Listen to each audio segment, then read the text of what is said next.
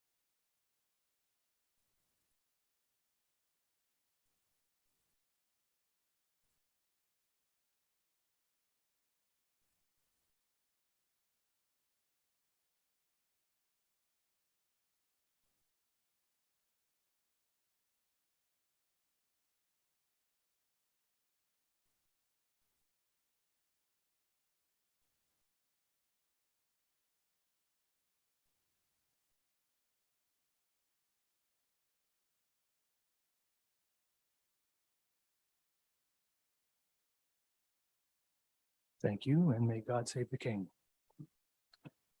All right, with that, we'll move on to disclosure of pecuniary interest. I'll ask any member if you have a pecuniary interest you'd like to declare at this time. Councillor Davinsky.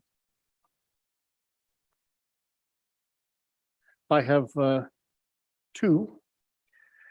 7.4.1 in the committee of the whole meeting and 9.1, both to do with the Saugeen Shores Winterhawks. I am a paid employee of the Winterhawks Hockey Club. Okay, thank you. Are there other pecuniary interests to declare at this time?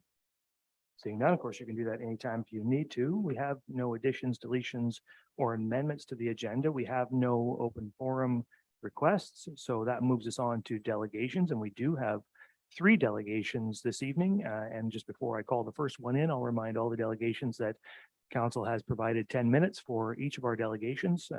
So we would appreciate it if you would stick to those timelines for us. So our first delegation this evening is from Julie Therrien and Margot Thompson, and they are here to speak to us on behalf of the Canadian Nuclear Laboratories. And it's Julie. All right. Good evening. The floor is yours whenever you're ready. I believe Margot is there also. Perfect. Good evening, everyone. Margot, I'll let you lead it.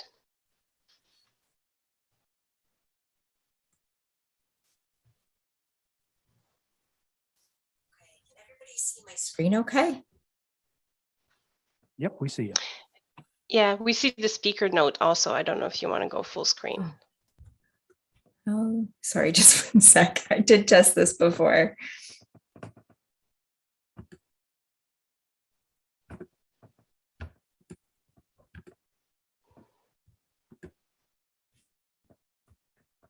Okay, is that better? Yeah. Okay. Yeah, that's good. So good evening, Mayor and Council, and thank you for having us here this evening. My name is Margot Thompson. I'm a Senior Communications Officer with CNL, or Canadian Nuclear Laboratories. And tonight, Julie and myself, Julie is the Facility Authority for the Douglas Point site, we're here to provide an update to Council on the decommissioning of Douglas Point, and that's the original reactor facility on the Bruce nuclear site. So you may recall the last time we appeared before Council was in June 2021, and that was shortly after the regulator granted CNL a license to proceed with the final decommissioning and take Douglas Point out of this phase known as storage with surveillance. And tonight we're going to share what changes have happened since that license amendment went through, as well as what we're planning for the rest of 2022 and into 2023.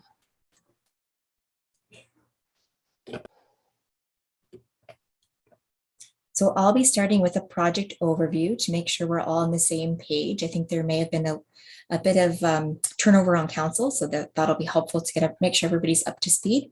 And then I'll hand it over to Julie to provide an update on the decommissioning progress since June 2021, as well as what we're planning for 2022 and 2023. And then at the end, we'd be pleased to take any questions, and we'll also leave our contact information.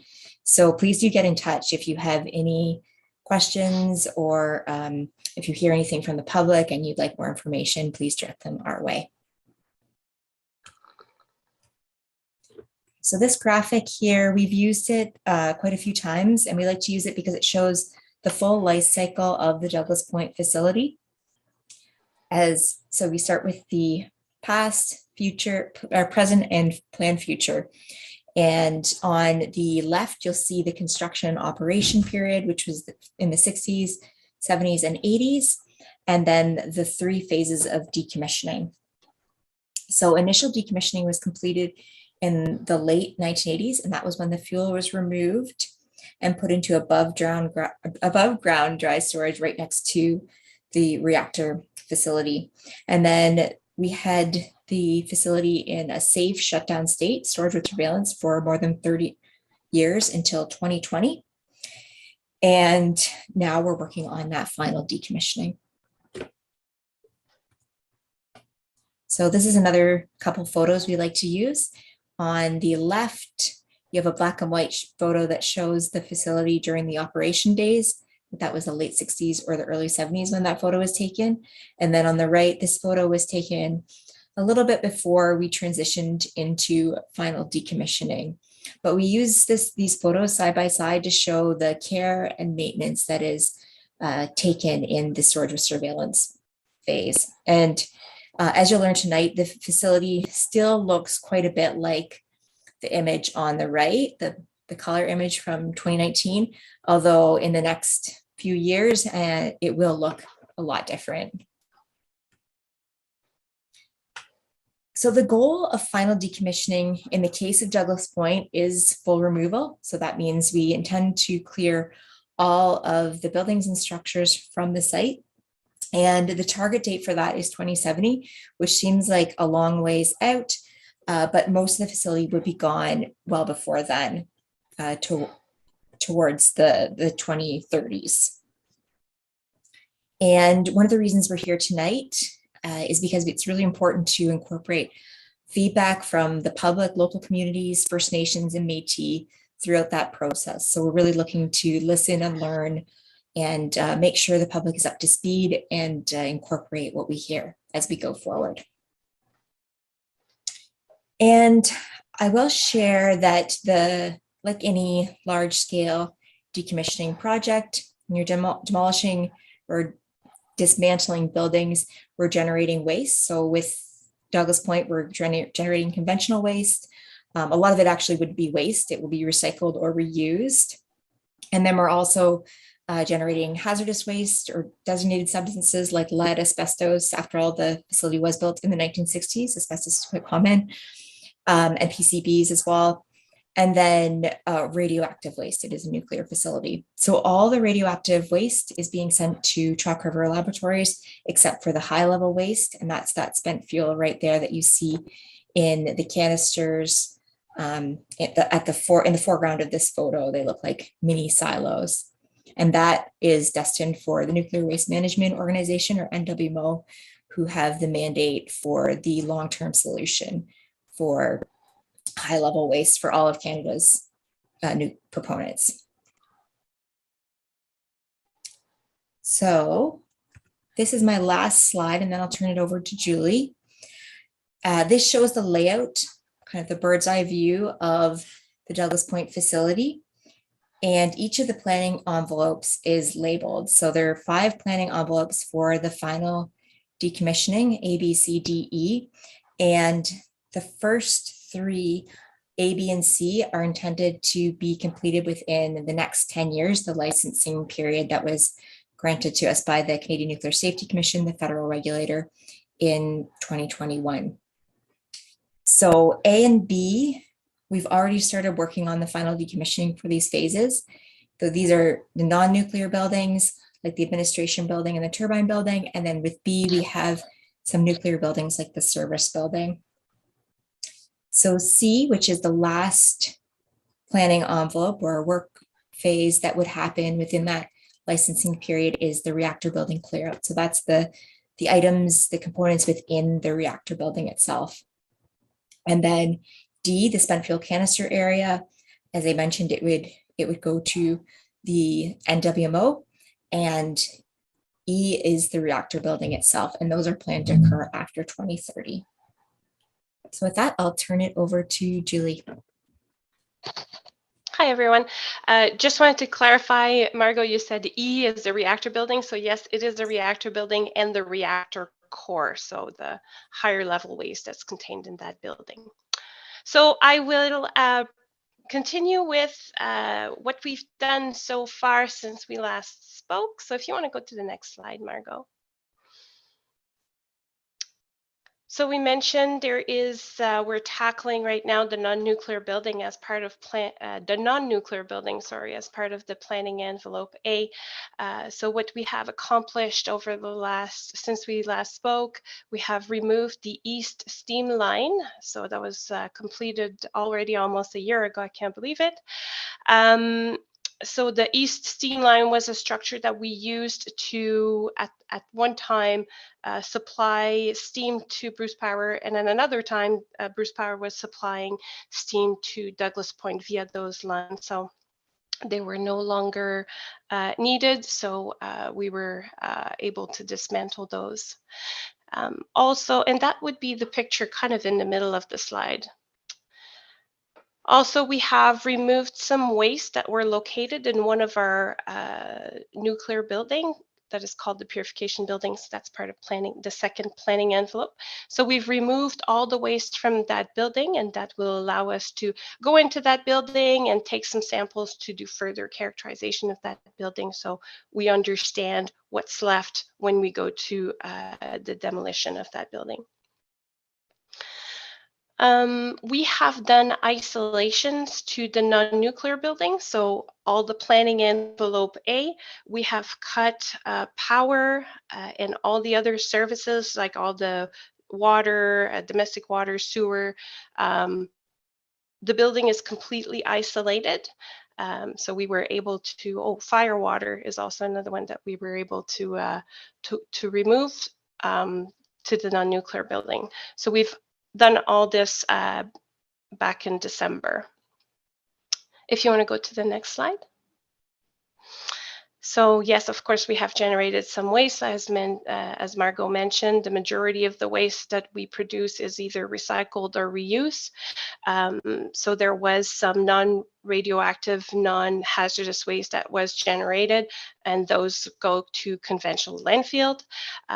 Also, as part of hazard reduction, like when we removed the waste from the purification building, as I mentioned, which is a nuclear building, we have removed some nuclear waste that was either sent to Chalk River for storage or to an offsite processing facility that can recycle some of those metals. We've also removed some asbestos, so we had some shipments of designated substances which went to a licensed landfill for that effect. Next slide, please, Margot. We have passed over 10 minutes now, so if you could just wrap Yes. up, maybe some questions as well. Sincere apologies. You can skip that slide. We have audits and inspection, and I'm sure everybody is aware of this. Next slide also, last slide. So what we're doing right now, I talked about the perimeter, the non-nuclear building. So I told you we have removed all the services. What we're doing right now, we're building a big trench around the building to confirm that there is no unknown services that would have gone to the building, and that will allow us to for contractor to go and safely work on electrical systems dismantling and removal of asbestos that are located on those electrical systems. And then just want to point out that the final demo of the non-nuclear building is planned starting now to 2024. Also, we're doing some characterization work, as I mentioned, on the purification building, but all the other nuclear buildings, along with more asbestos removal and crane refurbishments in the reactor building, which will allow us to remove waste that have accumulated in there. Apologize for taking a little longer than we were allowed. Do we have time? If we have time, we would like to take some questions. Yeah, no worries. I'm sure there may be some questions or comments from members. Are there questions or comments? Councilor Grace?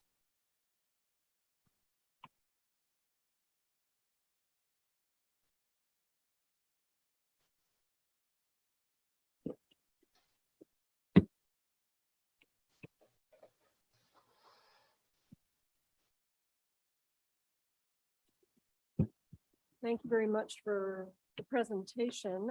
You mentioned that the majority of waste of the non-hazardous waste is recycled or reused. What percentage? Do you have a more precise percentage? If I go from memory, I don't have the exact number, but it's in like 95% gets recycled and That's and great. 5% go. Yes, there's a really high, we're generating metals and concrete, which can all be reused. So without going into further detail, if you are interested in more details on this, we have all the data for you. I am, because we discussed issues of construction waste in our most recent environmental report for our town, and so I'm really happy to hear that 95% Okay. recycled. That's great. Yes. And you mentioned that some of that non-recyclable waste will go to conventional landfills. Are those landfills around here, or would they be a municipal landfill? Yes, there are several landfills that our subcontractor or contractors are using. They are listed in our annual compliance monitoring report. And I don't want to say the names of them because I don't remember, but there's 2 or 3 local landfills that our contractors are using to dispose of waste. Okay, well, I would be interested in knowing if we're one of them. Thanks. I think I can confidently say off the top of my head, Julie, I don't think Saugeen Shores was one of the local landfills for 2021. And we can I know provide, it was not. No, yeah, it was not. I know yeah, that. and we can provide the annual compliance and monitoring report, or just the pages that would show which landfills the conventional waste went to. Okay, thank you. I have Councilor Davinsky. Thank you, Mr. Mayor. My question's been answered. Okay, very good. Are there further questions?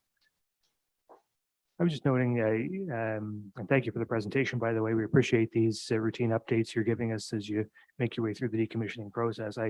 On the spent fuel and the disposal of it through the NWMO process, I assume that's the final step, because as of right now, the NWMO has nowhere to put that waste, except perhaps potentially, well, nowhere. I guess they have nowhere except the Western Waste Management Facility, which isn't under their control. So I just wonder, what if they're not successful? So at I can take that one, Marco.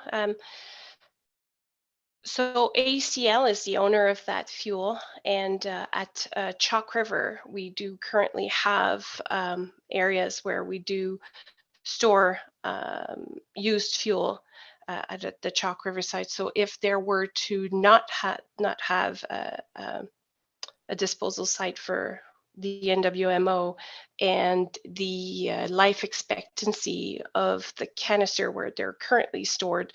If it was no longer to be safe, then at that point ACL would make a decision if they're building something on site or if they're transferring the fuel at Chalk River, or if there are other agreements as to where we would store that fuel. Having said that, the design life of the canister is 50 years, so we have another 15 to 20 years to make that decision. So there is no contingency at the moment. It's just, it'll be a decision made down the road as required. Correct. Okay. Well, there is no contingency. If there is failure in a canister right now, we have spare ones that we can transfer the fuel. But for long-term disposal, Yeah. I don't think anybody has, there's no approved disposal site anywhere in Canada. So. Yeah. Okay, good enough.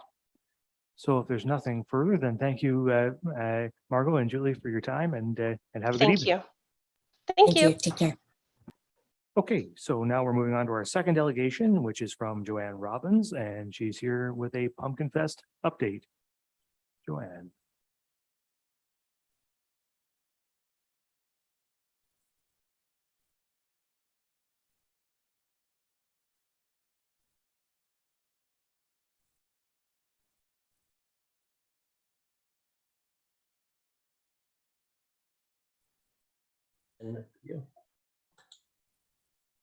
There she is.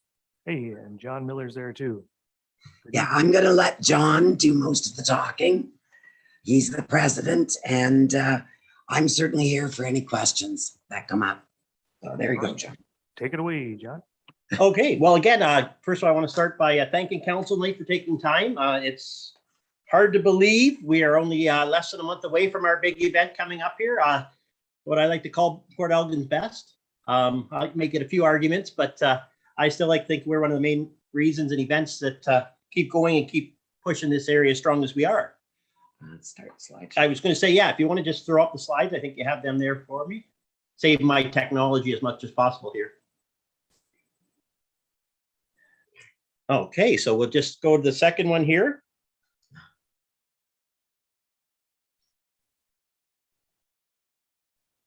And again, there it says, Pumpkin Fest 2022, we're back. It's been a rough couple of years for sure. The planning and things have been very interesting. You know, we didn't have a lot of notice on a few of these years, and we've had to remain and learn how to pivot in a hurry. What has come out of that, though, is we are a strong group, and with return this year to basically a lot of what people did see, the size, the type of event we had back in 2018, 2019 years. You know, that's our goal, is to return to that type of event and facility. Again, as you'll see in the presentation or in the paperwork that was provided, most of the requirements and requests do date back to those pre-COVID years. All right, so in the next slide, keeping that in mind, some of the activities, I'm not going to read them all, of course, there, but the idea is what's returning. Of course, we're going back to our 2-day way off. Again, with public having access, giving them a chance to get in and see the pumpkins. Last couple of years, our growers and our guests, our customers, our fans, there's been a disconnect, and that's really been noticed. And you know, people come up here, they want to see the giant pumpkins, they want to see what we're doing and what it's all about. And you know, we haven't been having that. Again, the car show. Again, we've tried different ideas of doing it, different ways. We've had some great success with video and car rallies. But this year we are going back to the 2 days on the main street. And as we were talking about in the driving shed today, we've been promised great weather. So always a big thing when it comes to Pumpkin Fest and what's going on. Again, our community tents, our community entertainment tent will be on site for the day, also being used in the evenings this year for a couple of different events, bands coming into the area, local, some good entertainment events for the adult crowd. Of course, then we have our midway now going to be extended hours. In the idea, we're really hoping to be open for even a little testing Friday night. It was something that happened last year and was a huge success with some of our younger ones, and the chance before we have the big Pumpkin Fest crowds that I have a good feeling we're going to get this year. We want to make sure we can get that going. Of course, most of you would have received your invites today to the opening ceremonies. Again, obviously, as we said in the memo, seed spitting is not acceptable anymore in the COVID years. So we've moved on a few other events, but there will be seeds flying, I'm sure. So we're looking forward to that. And of course, you're all invited out to that and look forward to seeing you there. Again, some of the entertainment, bringing up the kids, making it fun for the Puppet Master, Stilt Walker.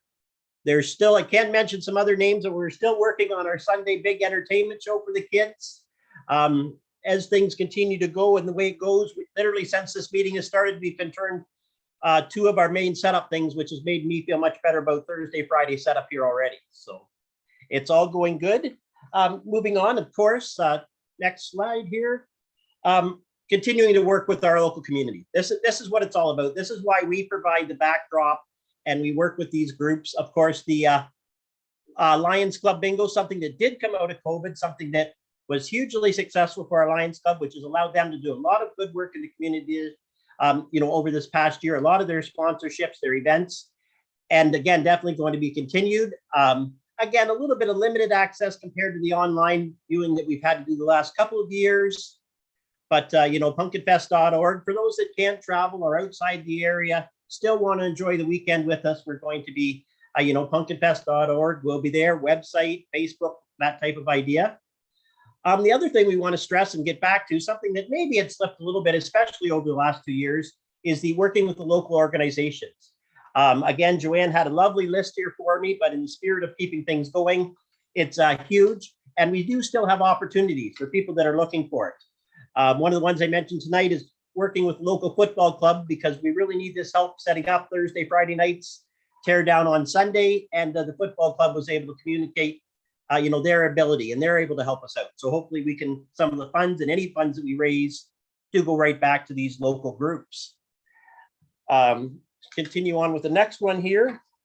Again, in your package, again, we're not going to go through all that on this 10-minute time period, but the detailed assistance requests, the permission requests, downtown defined as our Pumpkin Fest Village, and then the traffic flow map.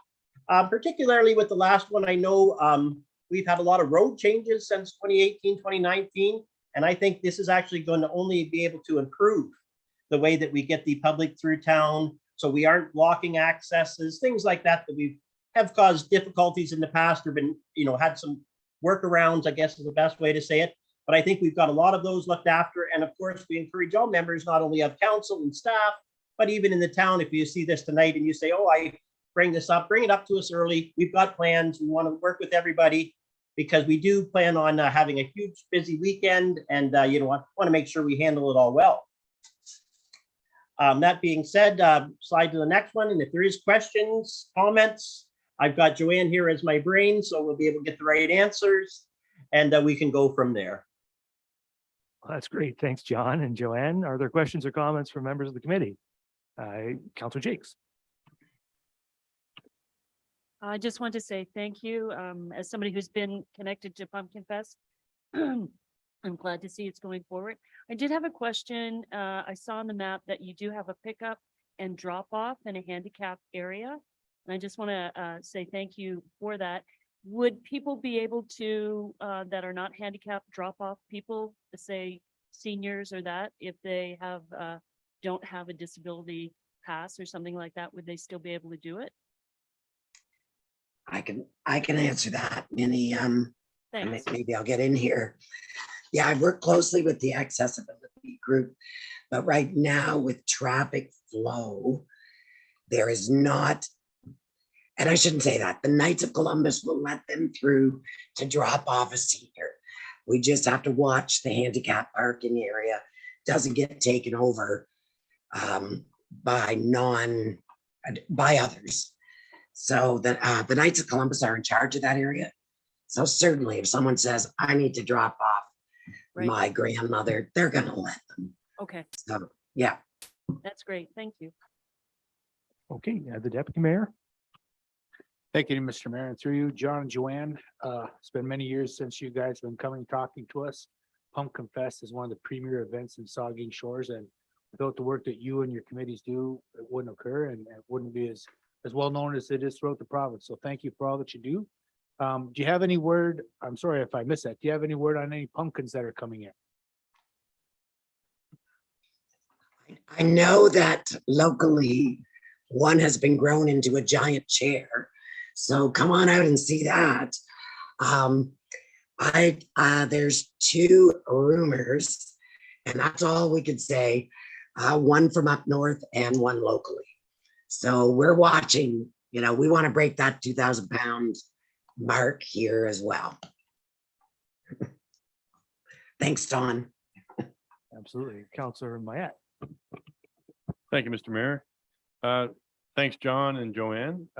With regards to the car show, something that I'm personally looking forward to, because there has been a hiatus of car events, and the number that I've been to this summer, or the few that I've been here this summer, have been very well attended. I'm wondering what the town can expect, what the public can expect for numbers of cars. Are you reaching capacity for pre-registration? I got mine in last week, and what are we expecting? I know, like I said, the couple of shows that I've been to in the area, the car enthusiasts are coming out in great numbers. So I think you're likely to be whelmed, if not overwhelmed. Yeah, Dave, we've got a few contingency plans using our side streets and whatever as usual. We know this Saturday will be busy unless it snows. So we will use all of that traffic flow map you see, along with some parking lots that we've made arrangements with. I think you're right. I think we're going to be really busy.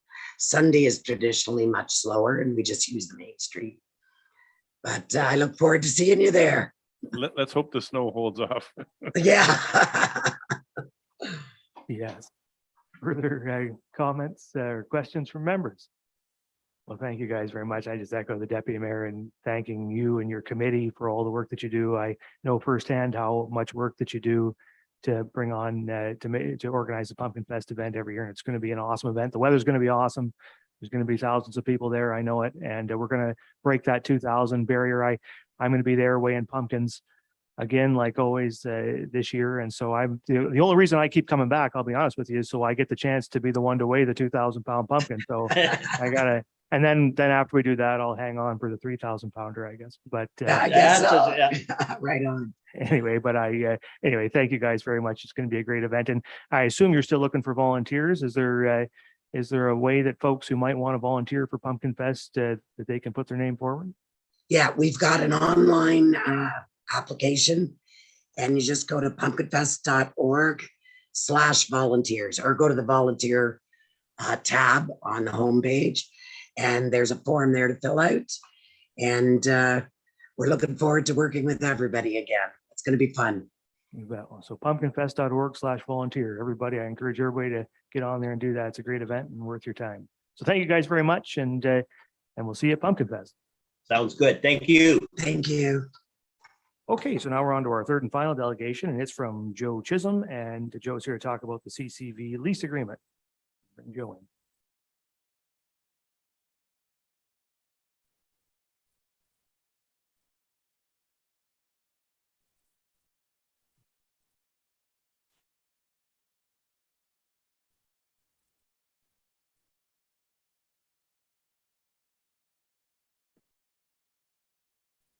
Good evening, Joe. The floor is yours.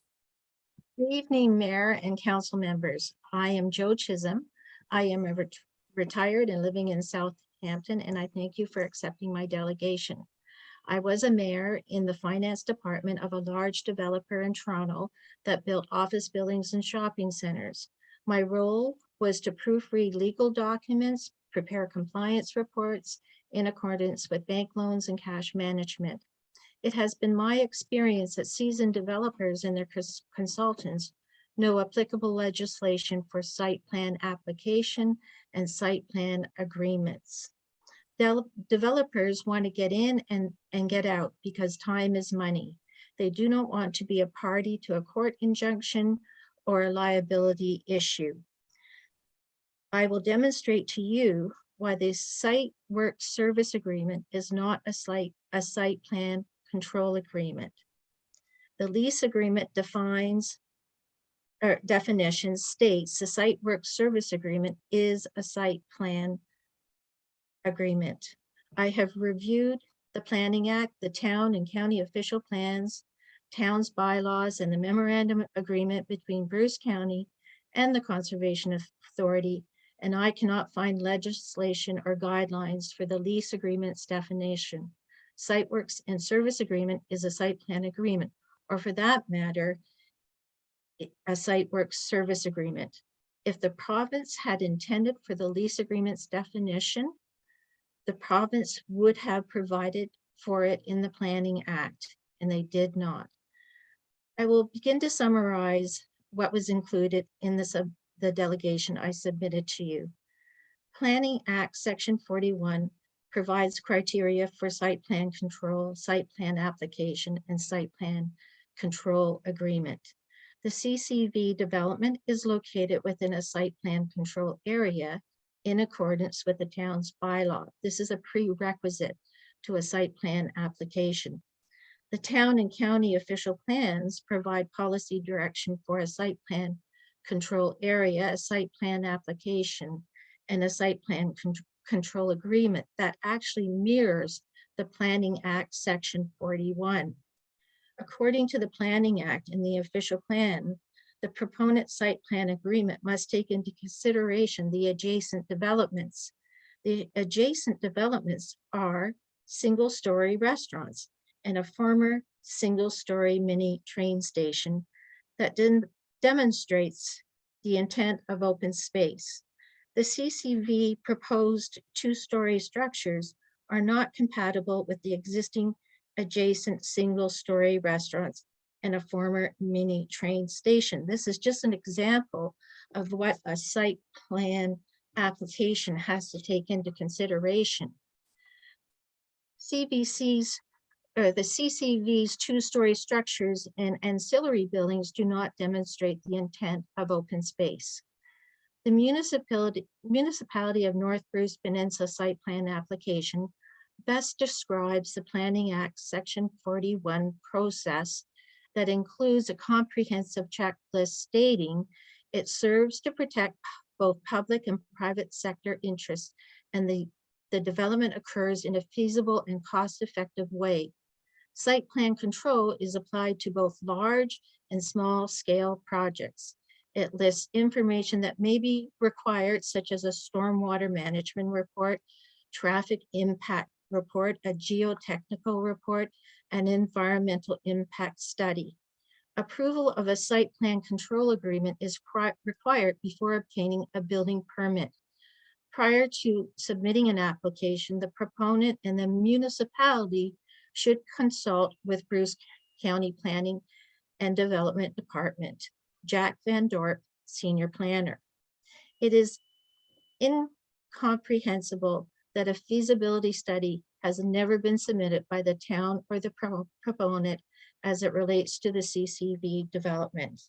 The CCV proponent has not submitted a site plan application for site plan control agreement. Until a site plan application and a site plan agreement has been submitted to the Saugeen Valley Conservation Authority, staff cannot conduct a review under the memorandum of agreement as it relates to stormwater management, environmental impact, and in accordance with the Planning Act, the town and county official plans, and the provincial policy statement.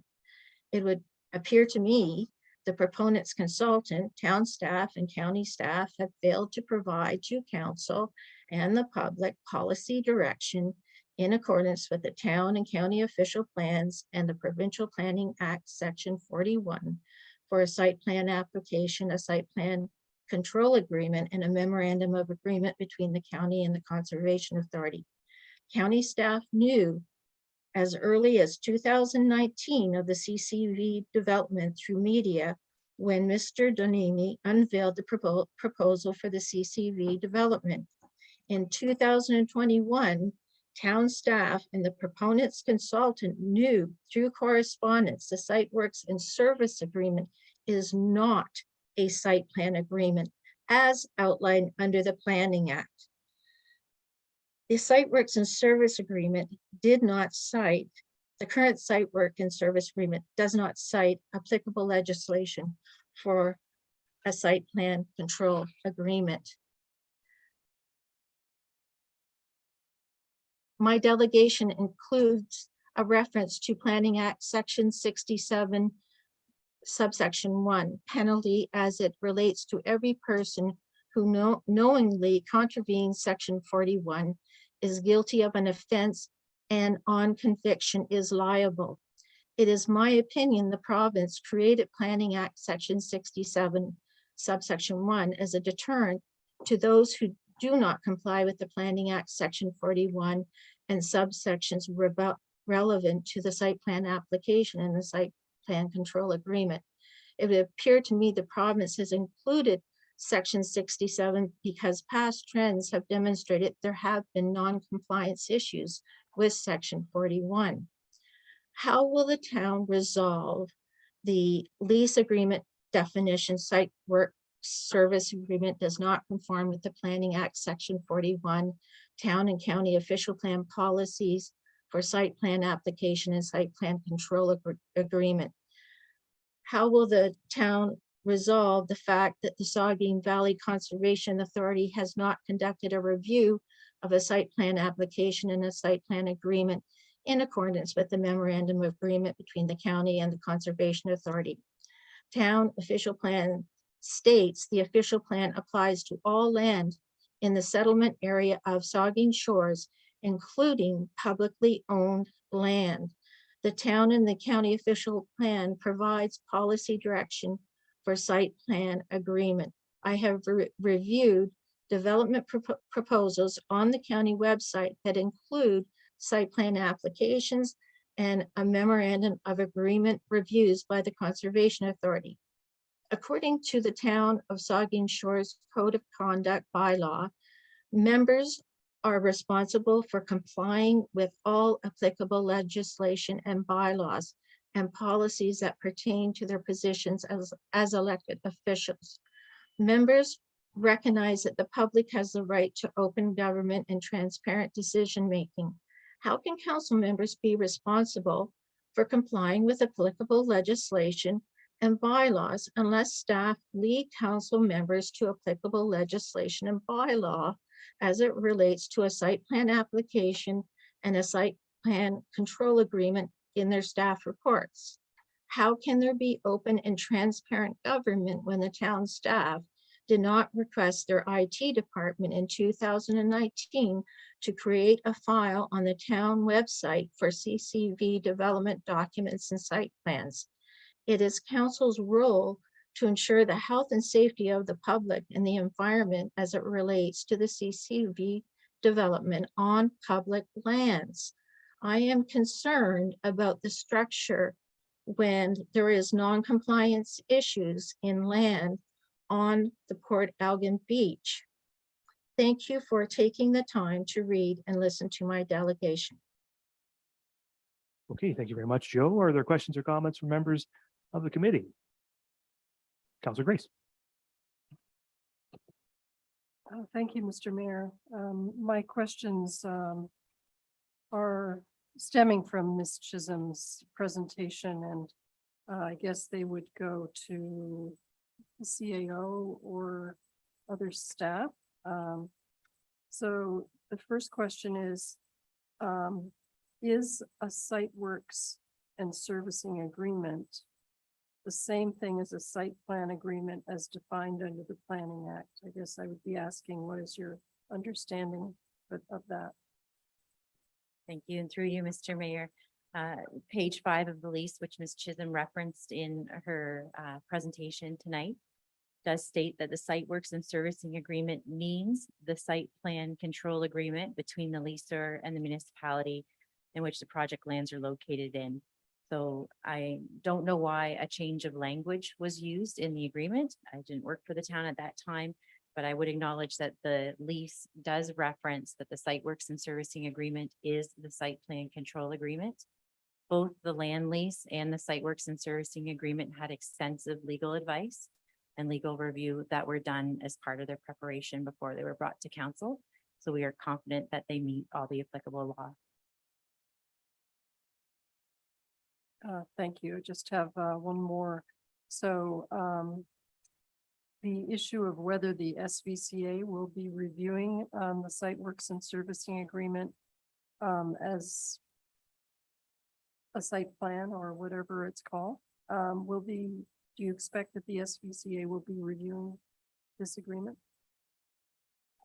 Ms. Chisholm is referencing a memorandum of understanding between the County of Bruce and Saugeen Valley Conservation Authority for the review of planning applications and the site plans associated with them.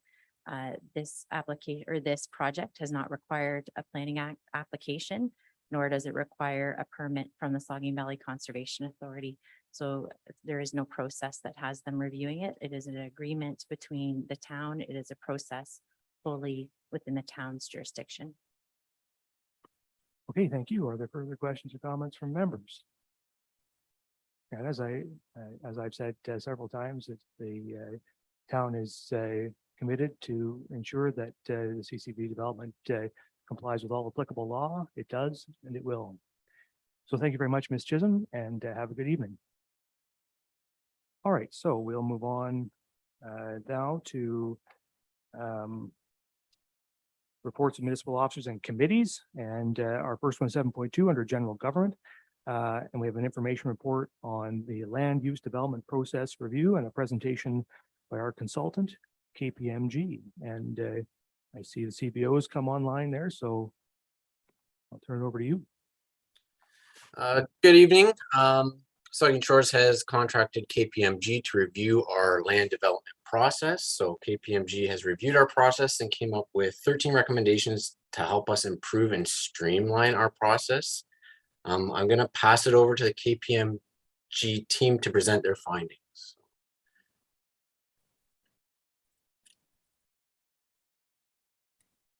Can you hear us, Santa? Not there.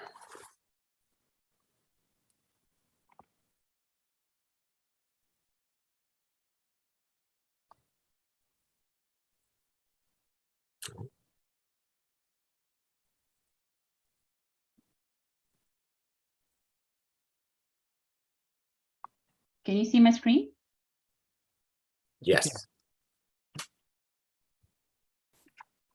Is that the executive summary, Josh? Yeah, I see your executive summary. The title? Okay. Yeah. Good morning. Oh, sorry. Good evening, everybody. My name is Sana Malik. I'm a senior manager with Kpmg, and I've worked very closely with Josh and the rest of the team at Saugeen Shores, along with my team. So today I'll walk you through the executive summary of the final report. We did receive some questions ahead of this presentation, and I'm hoping that by the end of this, as I go through the deck, some of those questions are answered, and we'd be happy to take on further questions as well.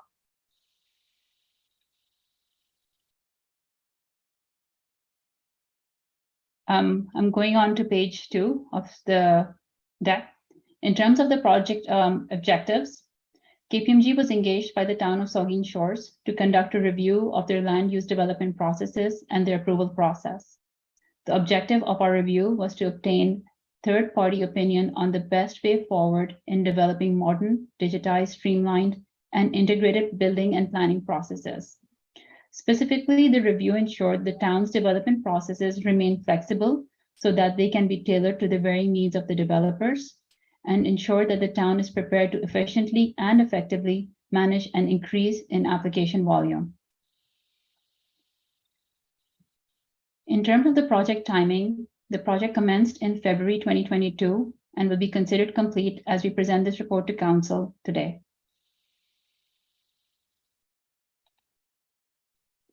I'm just going to walk you through the different phases of the project. As I mentioned, the project started in February 2022, and we had the project startup, where we met with the project team to clarify expectations, refine lines of inquiry, and develop a subsequent work program and stakeholder engagement plan for the review. Moving on to February and April, we commenced our environmental scan. So we collected relevant information on land use development processes in order to capture the current state using Kpmg's target operating model. Information was collected via documentation review, stakeholder interviews, and a high-level jurisdictional review against 3 comparator municipalities. In addition, we conducted process mapping sessions to evaluate current development processes. We then moved on to phase 3 in April to May, from April to May, where we conducted recommendations and developed an implementation plan. So we identified opportunities for improvement in land use development processes. We validated the opportunities with the project team and developed a high-level implementation plan in support of recommendations. And lastly, the phase 4 was to present the final report today. We developed a final report and implementation plan. We incorporated project team feedback and to enhance the final report and presented it to council to close out the project.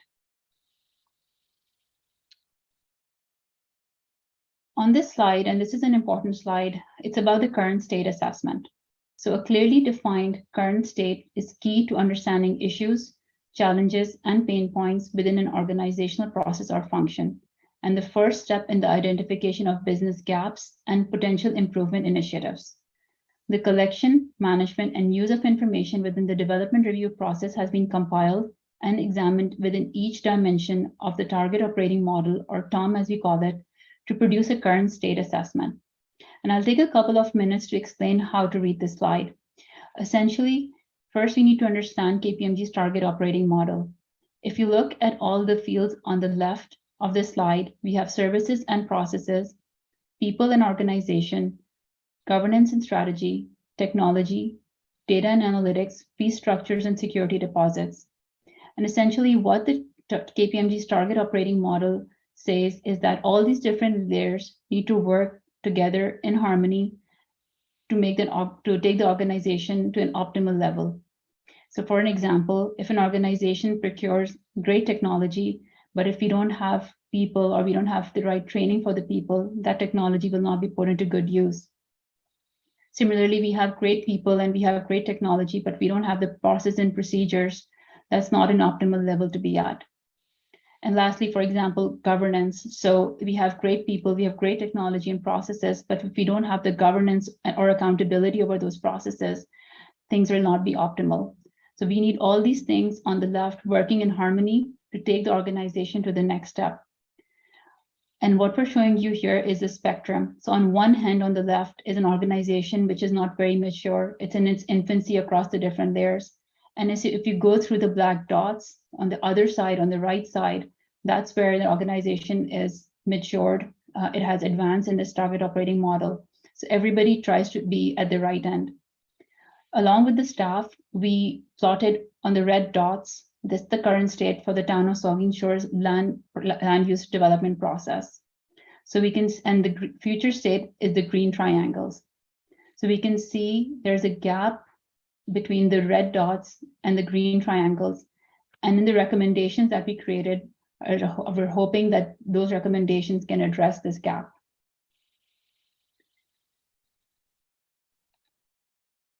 On this slide, we'll just walk you through the summary of recommendations. So during the consultations with town staff, a number of pain points were identified as barriers to efficient and effective development service processes.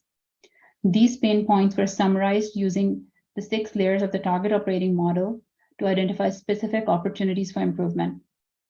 In total, 13 recommendations and 1 long-term opportunity were identified within Saugeen Shores development service process. And over the next 12 to 24 months, the implementation of the recommendations to address each observation will help to achieve the town's target state for each TOM dimension. So starting with the service, the first layer, which is service and processes, there's an opportunity to document and communicate standardized development review processes and to establish internal review timelines and circulation limits for application submissions. And lastly, there is an opportunity to review and update the memorandum of understanding with the county to reflect the current state of service delivery. And we understand the opportunity is already underway. Under the next layer is the people and organization. So there's an opportunity to establish formal training and learning opportunities to support staff growth and development, and to update job descriptions to include digital capabilities for maintaining data and digital workflows. The next layer, governance and strategy. There's an opportunity to establish an overarching development services governance structure and establish performance measurement framework, which is supported by KPIs. Under technology, there is an opportunity to determine the feasibility of implementing a technology solution to digitize planning workflows. and to follow up with a cloud permit vendor to request an integration between cloud permit and Bluebeam software. And there's an opportunity to also enable automated email notifications when a task is assigned in cloud permit. The next layer is data and analytics. There's an opportunity to review current data storage solutions to determine the single source of truth. So by single source of truth, what we mean is sometimes data is stored across different folders in an organization. Sometimes they're stored in different systems. And generally there's not a clear indication of where the data should be stored. So single source of truth means there's one data repository and everybody will look to that source for information. Number 11, under data analytics, there's an opportunity to equip development services with analytics tool and training to increase the efficiency and effectiveness of reporting and support data-enabled decision-making. And lastly, the layer around fee structures and security deposits is to conduct a comprehensive review of the development application fee structure, and also to review the process of collecting and releasing securities. So those were the 13 that Josh also alluded to our recommendations. There's one long-term opportunity. So should the town be unable to meet the service level expectations despite implementation of all those 13 opportunities, there's also another opportunity, which is more long-term, to explore the feasibility of an in-house planning department.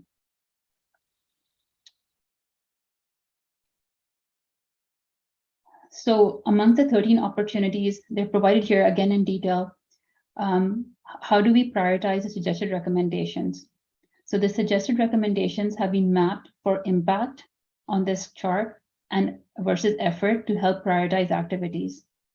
The order that recommendations should be implemented would be from the top left quadrant all the way down, and then the right top quadrant all the way down. Those in the bottom right quadrant would be considered to be optional as a result of the potential high effort and low impact. So the top left quadrant that I was just referring to is what we consider the high impact ones with low effort and would result in quick wins, or as we call it, the low hanging fruit.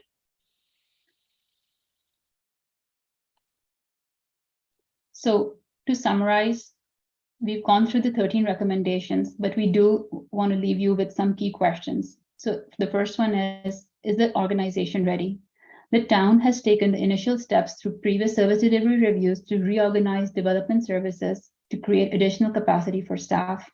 And to build on the success of that review, the recommendations in this report will assist development services in creating efficient and effective development processes that add value to the development community. So the next question is, who will lead the implementation of these recommendations? What we're suggesting that this effort should be led by senior management within development services. The implementation should be communicated to both internal and external stakeholders, as well as monitored by senior management. Quick wins have been identified as opportunities that provide great impact with little effort. So what is the desired future state delivery model? Over the longer term, the town stakeholders suggested the possibility of transitioning planning services to an in-house service delivery model.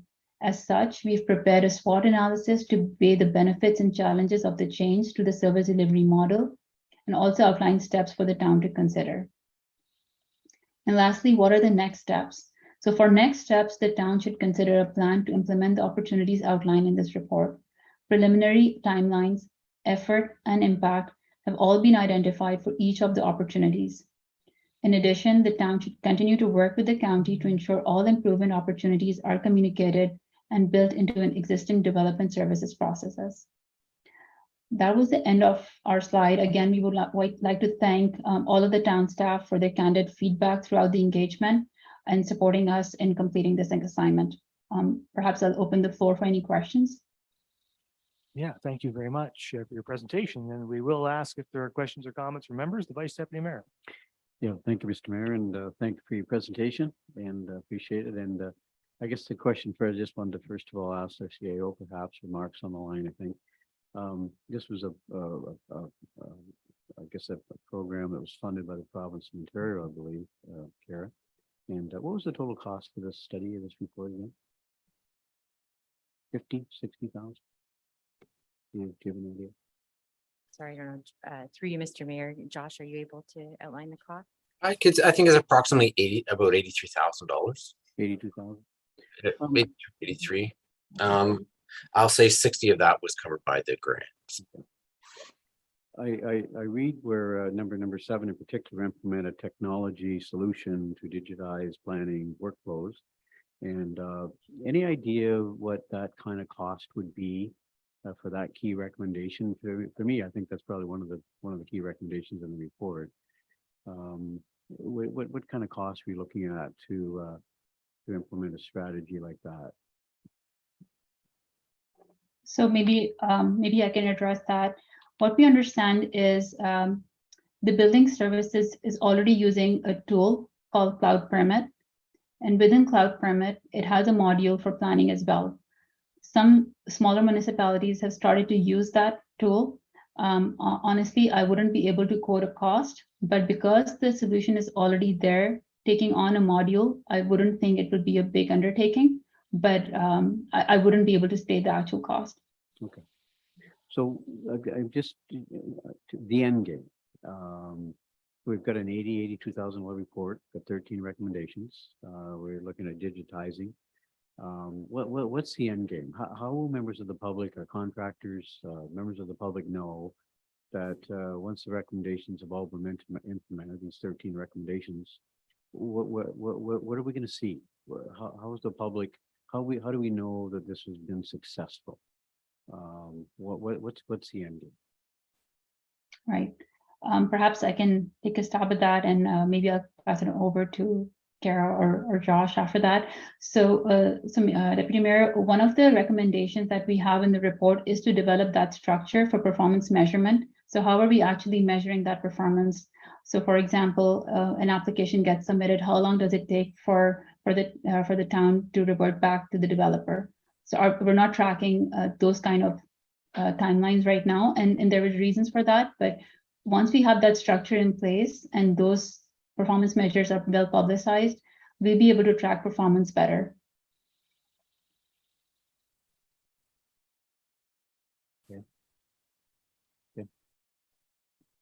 Yeah, through you, Mr. Mayor. I think that if you'll remember, one of the other pieces we're working on this year at the town is the development of a performance management framework. And that was sort of an acknowledgement throughout the organization that it was difficult for us to see what I call the day-to-day work. So as an example tonight, it would be the tracking of a development application. And so without being able to really see that, those timelines, what we think of as value through time and quality of the process, it's really difficult to establish those service levels, which I think everyone's sort of looking towards, like how long does it take for us to see something that comes in, then exit through the town at the other end.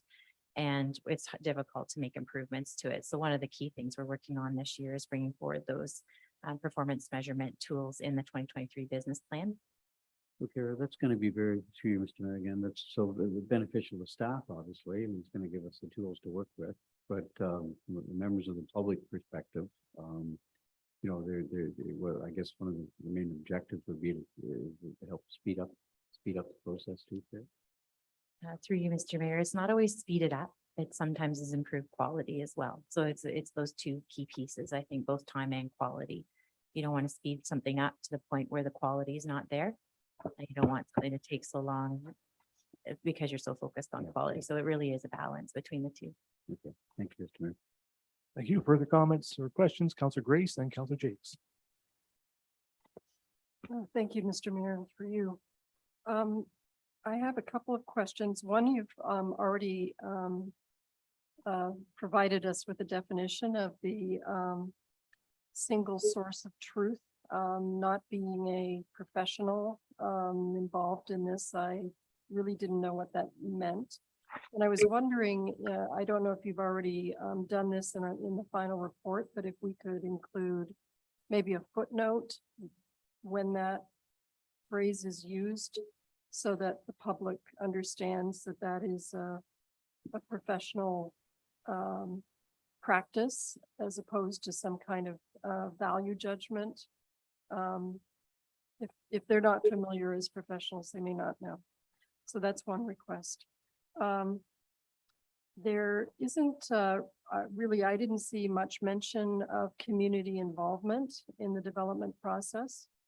The current practice, public postpones often public notification until very late in the process. Even as council members, we don't see the file until about 5 days before the planning meeting. And I think that may increase the risk of conflict when complete plans are revealed to the community with short notice for comments. I'm wondering if there's an opportunity in this process to offer a way to engage community members with developers earlier in the process to avoid that kind of conflict.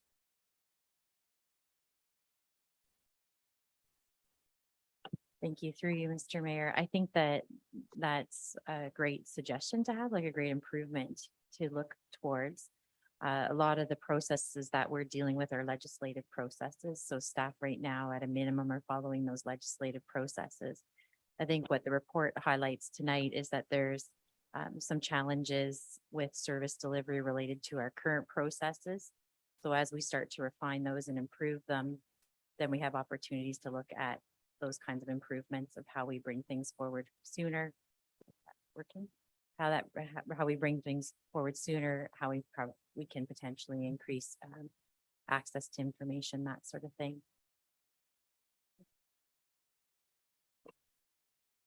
Thank you. My last question is about the, under the executive summary, page 5, there's a subsection entitled Fee Structures and Security Deposits, and it refers to non-competitive fees compared to local municipalities, and that the ideal future state is to be a local leader with a competitive fee structure.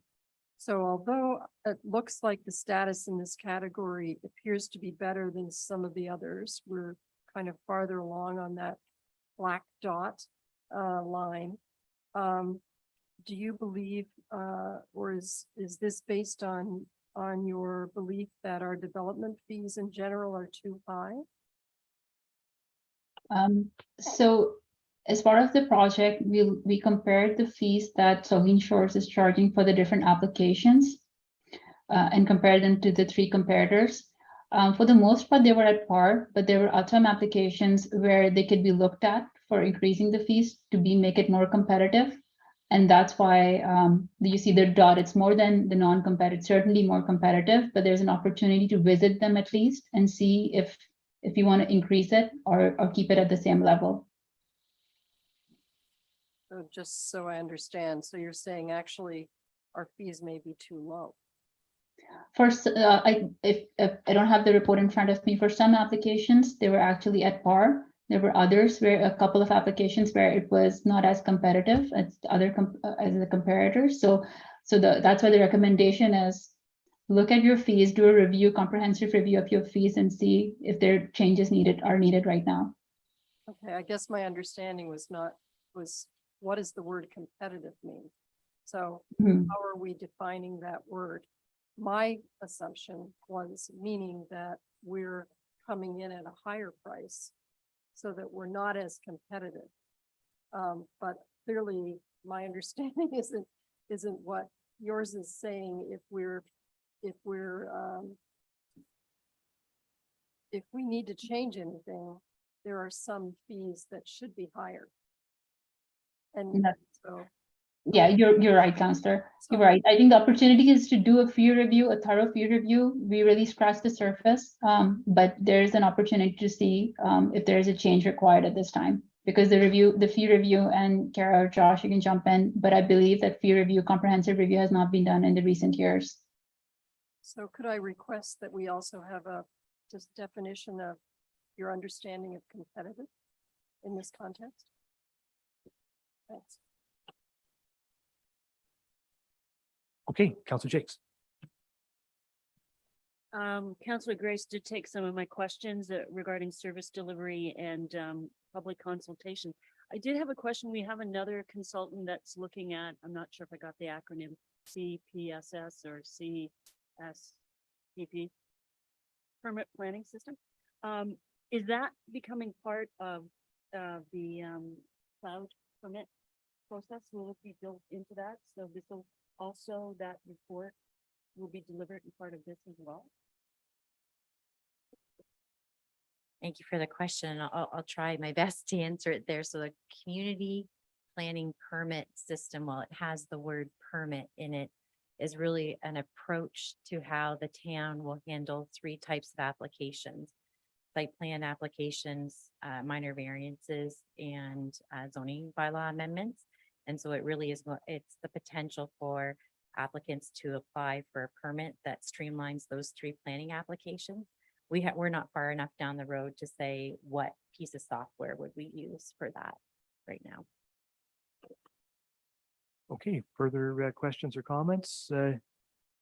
Members, I guess a couple of things from me then. One, I in all my time here, I can't recall a peer review of the planning permit fees. I don't think it's been done certainly in the last 16 years anyway. The county just recently did one. I don't know, a couple of years ago, maybe 2 years ago. It was a very worthwhile process, and the county's fees did increase at that point to sort of be more on par with its peers. And I think, given our development activity, I think we should put a high priority on reviewing our fee structure for development permits, because I think for development fees, because we need to be collecting the right amount of money for that work so that we can pay to upgrade, to do all of this work here, right? And then we need to do this work. If we get the right amount of money coming in from the development process, we can provide a better process for developers and for the development community and for individuals coming in for a permit to build a new deck or put in a septic system or whatever. So we really do need to do that. I'm hopeful that staff will make that a high priority to do that review. The other thing that's in here is the review and update of the MOU with the county. And I know that that is underway, sort of. It would be nice to see it completed. I think we really do need to finish that because from my perspective, that really is, it says even the conclusion of this is actually that it would be a high impact thing to do. And I think it would be a high impact thing to do. And so I'm really eager to get that done. Do we have, Kara, at this point, any sense of where that process is at? Thank you, Mr. Mayor. I do not think it's advancing from the county's perspective, but I think that what myself and the Director of Development Services have talked about is that we have a draft of it, and it may be appropriate for this council to consider it and refer it back to the county to advance it.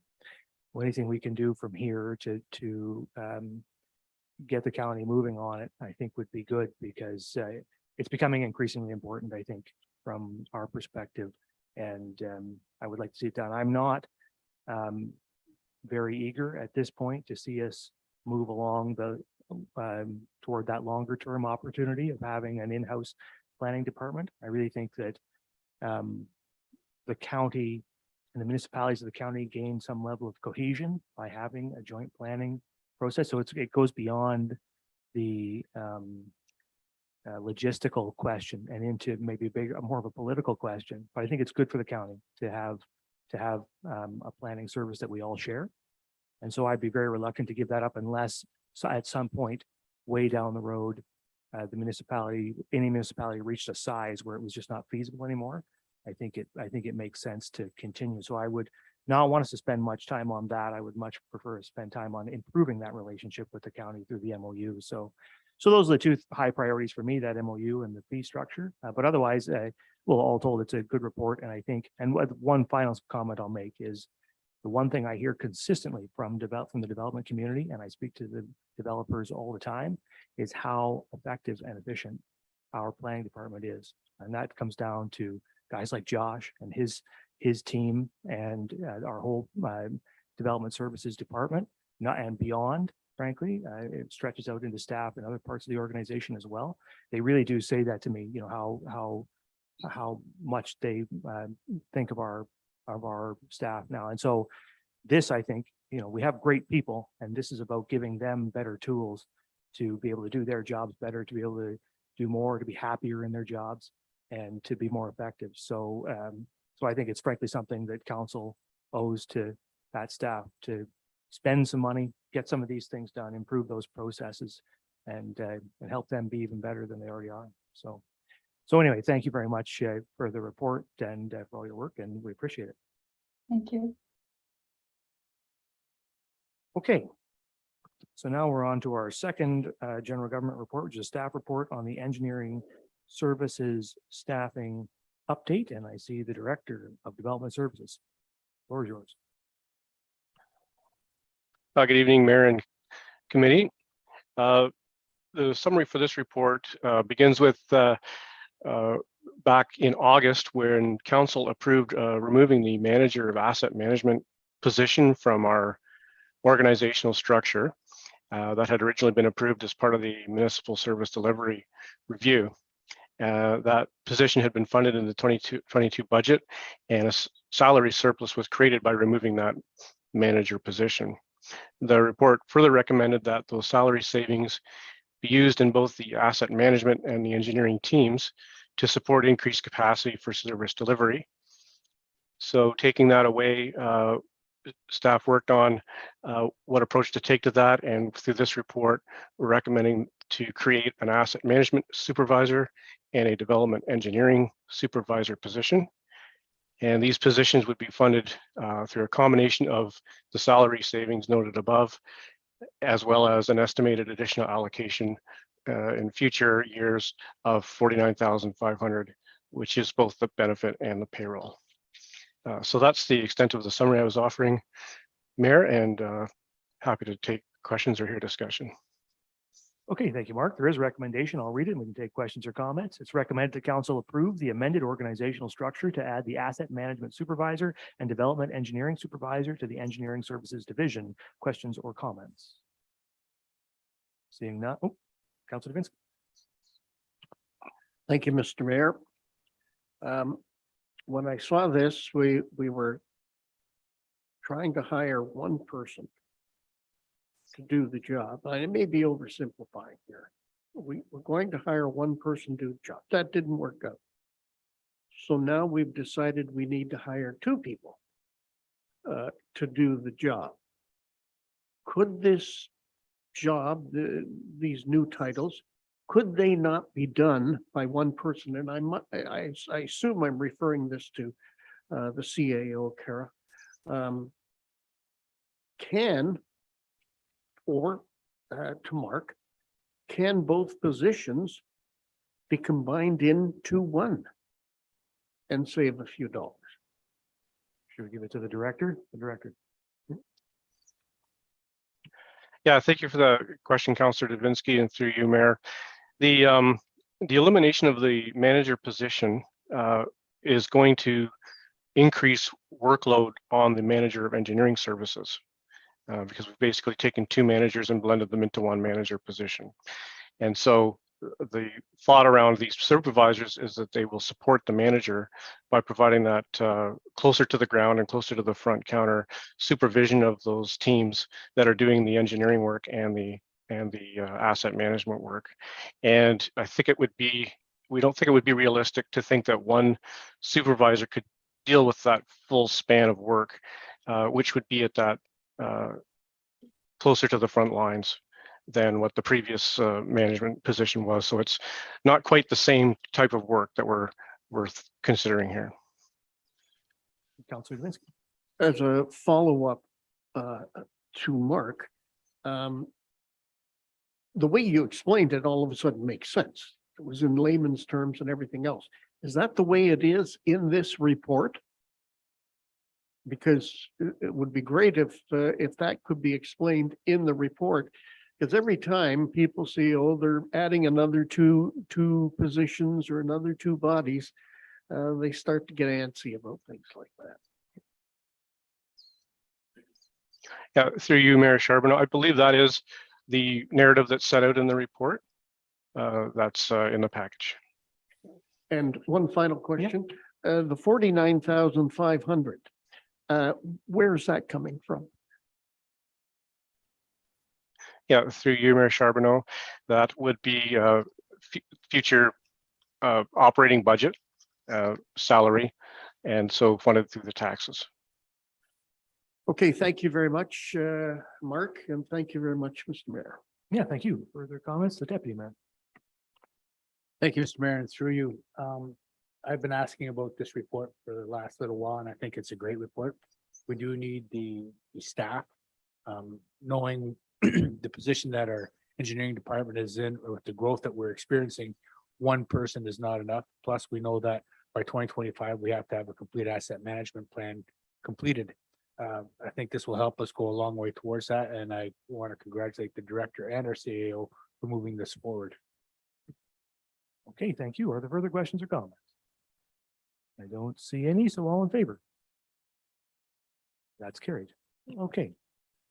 So now we are moving on to community services, parks and recreation, with 2 staff reports there. And the first one is a staff report on Saugeen Shores Winterhawks lease agreement and the director.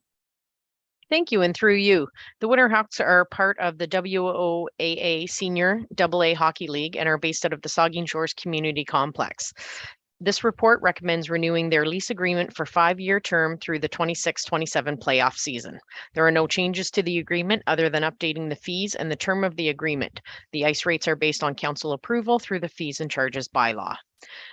So the recommendation before you tonight that council pass a bylaw to authorize the lease agreement between the town of Saugeen Shores and the Saugeen Shores Winterhawks Association through to the end of the 26-27 playoff season. Okay, very good. The director has read the recommendations. So are there questions or comments? Councilor Grace. Thank you, Mr. Mayor, and through you. Kristen, the proposed agreement is for 5 years. We know that we hope and expect in that time that we will be doing construction to complete the aquatic and wellness center. There's no provision in the lease that I could see for the possibility of disruption during the construction. So what provisions will we be taking to ensure that everything is safe for the Winterhawks themselves and those people who are attending the games? Thank you for the question, and through you, Mr. Mayor. As part of our discussions with the construction management firm and their subtrades is that we'll develop a safe construction site and make sure that access, emergency access and exit and entrance to the facility is done in a safe manner for all the users of the facility and the municipal hall as well. Councilor Mayette. Thank you, Mr. Mayor, and through you. This is a good report, and certainly it's great to have the Winterhawks in our community, and it's great to see them being so successful. My recollection, if it serves me correctly, is that prior to the COVID pandemic, we were on the cusp of making a decision on whether we're going to allow alcoholic beverages in the stands, and I think we actually had a pilot project through the tankard that allowed that to happen, and it was obviously a successful thing, and many of our visiting teams and the patrons that come with those teams are used to having those at their home rinks. I see here we've reverted back to the status quo, which is having a bar area in the Rotary Hall. I wonder if the director would comment on if that discussion gained any traction or whether it needs to be reinitiated going forward. So we do have a report on that later in the agenda this evening, but maybe Councilor Schreider or Councilor Schreider, the director, Yeah. maybe the director can give us Okay. Well, I'll a be few patient comments then. on it just up front. Yeah, absolutely. Thank you for the question, and through you, Mr. Mayor. You are correct, Councillor Mayette. That was the request from the Winterhawks and also through the upcoming event with the Tankard and the Scotties tournament. So next council meeting on the 26th, I anticipate bringing a report forward with amended municipal alcohol policy to include the stands at the Plex and also the Coliseum, because the Winterhawks do want to play at least one home game over in Southampton as well. So you'll see that report hopefully on the 26th. Great, thank you. And I guess just to sort of follow up on the councilor's question, then but that has no impact on the lease agreement at all. Is that right? That's correct. Thank you. Okay. Is there any further questions or comments? I don't see any, so I'll ask all in favor. That is carried, and we'll bring back Councilor Davinsky.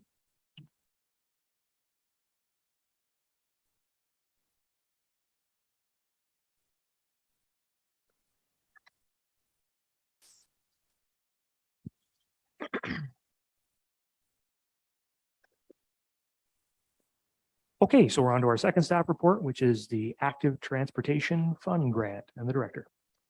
Thank you. The town's bicycle-friendly community ad hoc committee identified wayfinding signage and improvements as a priority to enhance the navigational experience for cyclists and pedestrians in the community. The BFC ad hoc committee supports the development of a wholesome strategy and has also made some short-term recommendations for immediate signage improvements that can be considered in the development of the strategy. The town has received $45,000 in funding from Infrastructure Canada through the Active Transportation Fund to develop an active transportation signage strategy. The project will focus on the development of an active transportation signage strategy and implement the plan for the town under the lens of the following principles: connecting people with places, promoting active travel, maintaining motion, simple, clear, and logical signage, predictable and inclusive signage, community-driven design. The strategy will integrate existing regional strategies, including the Bruce County RTO7 strategies and the Great Lakes Waterfront Trail. A comprehensive wayfinding strategy will help grow the number of people using active transportation, improve and build on the existing pedestrian and cycling network, and increase awareness in the community around active transportation. So the recommendation before you tonight is that Council pass a bylaw to authorize the execution of the agreement for the active transportation signage strategy project funded through Active Transportation Fund. Okay, thank you. You've heard the recommendation. Are there questions or comments? Okay, we'll start with the deputy mayor, then Jakes, then Grace. Thank you, Mr. Mayor, and through you, as chairman of the Bicycle Friendly Committee, this is one of the major ideas that the community has had that will help us move forward towards a silver designation in the province, and there's a report coming later on this. The purpose of the signage is that we have so many kilometers of trails that people get on the trails and they don't know where they are or where they're going. These signage will help them to locate the different waypoints along the way, such as how to get to downtown Port Elgin, how to get to downtown Southampton, where the beach is, how to get to McGregor Point. It's hoped at a later date that we'll be able to turn these into Q signs so that people will be able to use their technology as they're riding along, and you just scan and it'll tell you there as it is. But as I said, this is one of the major components we require for our application, and I hope council will consider this. Thank you. Okay, thank you, Councilor Jakes. And through you, Mr. Mayor, just a question regarding, it says inclusive. Are you structured by a certain type or template of signage with this grant? Is it outlined, or can it be created by the town? Thank you for the question, and through you, Mr. Mayor. The strategy and the actual sign design will follow what the Bruce County RTO7 strategy and the Great Lakes sign waterfront trail signage is right now, and accessibility, certain font size, color contrast, those are elements outlined within that design guideline. Okay, thank you. Yeah, thank you. Councilor Grace. Thank you, Mr. Mayor, and through you. So congratulations to staff and to us for getting this grant. It's terrific, and it's great to see the application of recommendations from the Bicycle Friendly Committee being used there. This is something, just I'm really mentioning this for the sake of the public who might be wondering about this. I know that the report was done before the death of Queen Elizabeth, but the lease reads that the agreement is between the town and Her Majesty the Queen. And so I've checked with staff. I just wanted to mention this for the public who may be wondering that staff is reaching out to make sure that the wording is correct. Thanks. Yeah, thank you for that. Councilor Maya. Thank you, Mr. Mayor, and through you. Once again, congratulations. It is a great thing to have this grant, and I hope that it results in improved wayfinding and those sorts of things, because we do have a fantastic network of trails and the roads that we have that are that have the designated bike lanes on them are well used. I wonder if there's any strategy that's been contemplated by the bike friendly committee about advising bicyclists where not to ride. And it came to mind to me last week when I heard a police report of a cyclist that was fatally wounded and killed in Kincardine last week. And they were riding down Highway 21, which from time to time you do see people riding their bicycles down the side of Highway 21, but clearly it's not a preferred bicycle friendly place to ride where there are trucks and vehicles doing higher rates of speeds. And I wonder if there's any strategy to tell people that what is an appropriate place to ride and what is a not appropriate place to ride. Thank you for the comment. Perhaps, Mr. Mayor, through you, I'm not sure if it was discussed at the committee level. Perhaps Deputy Mayor Matheson could comment on that, but I can certainly take the suggestion back to staff. Through you, Mr. Mayor. One of the aspects of our committee was to look at bicycle safety. So we've created a new website on the town website that deals with cycling and bicycle safety. It's an unfortunate accident, but many people do travel the highways and county roads, and it's not only the cyclist's duty to stay responsible, but it is a share the road initiative that cars must give 1 meter clearance for all cyclists. One of the things that we are asking for, and I've mentioned this in council for budgetary considerations, is the paving of shoulders. Every time we look at fixing a road, and this council has seen fit to do that, we have that in our plans. But we could take this to the county and move it through, so that if there were paved shoulders, it would be safer. But the roads are there for everybody. Everybody must give consideration. As I said, it was unfortunate, but we do have a safety strategy in place. Yeah, it sounds like the bicycle friendly community committee is going to be reporting soon. And so that may be a conversation to carry on when the committee's report comes in. Are there further questions or comments with regard to this recommendation? Seeing none, then all in favor? That is carried. All right, thank you. So now we're on to communications and petitions for information. 3 items there. Any comments to any of those items? Councillor Davinsky and then Councillor Grace. Thank you, Mr. Mayor, and it is more comment, but the letter from the sheep farmers caught me, and because of their concept of livestock guardian dogs. And I don't think we have that here. As a matter of fact, I know we don't have that here in this area where we cover the farming community. I know that animal control bylaw is going to be reviewed, and it's due for amendments. And perhaps this would be the time to consider including livestock guardian dogs, if council's in support of such a thing. If you have not read the correspondence from the Ontario sheep farmers, it's well worth it, because it's not just sheep, it's cattle, it's all kinds of things that you would find on a farm. Just wanted to throw that out, and when it comes up, perhaps we'll be ready for it. Yeah, I think there's going to be, and staff will sort of line up reviews of our various bylaws over time. So it's, I think, something that staff can attach to the future review of the animal control bylaw, and I'm sure council will be interested to discuss it at that time. The Deputy Mayor. Thank you, Mr. Mayor. And through you, just a little update for Councillor Davinsky. We do have several farms in the area that have the guard dogs living out in the fields with the animals. Yeah. Further, Councillor, oh, sorry, I had Councillor Grace. So I'll come to Councillor Grace first, and then come to Councillor Matt. My comment has been made, Mr. Mayor. Thank you. Councillor Matt. Thanks. And just on the sheep farmers letter again, I think it's a good idea. And I think what they're looking for is some kind of relief from the requirements to license the dogs that you have that are working animals on the farm. And it is an issue. I know personally, we have a Rottweiler shepherd that, and one of his main jobs is to keep the coyotes at bay, and he does quite a good job at it since we've had him. We haven't had a coyote problem in the barnyard with our goats and chickens and waterfowl. Okay, thank you. Are there further comments on any of the items, any of the communications items? I don't see any. So we'll move on then to 8, which is my own report, and provided there for you is Bruce County's municipal attainable housing or affordable housing grant, as well as a letter to the Minister of Education about schools. Any questions or comments?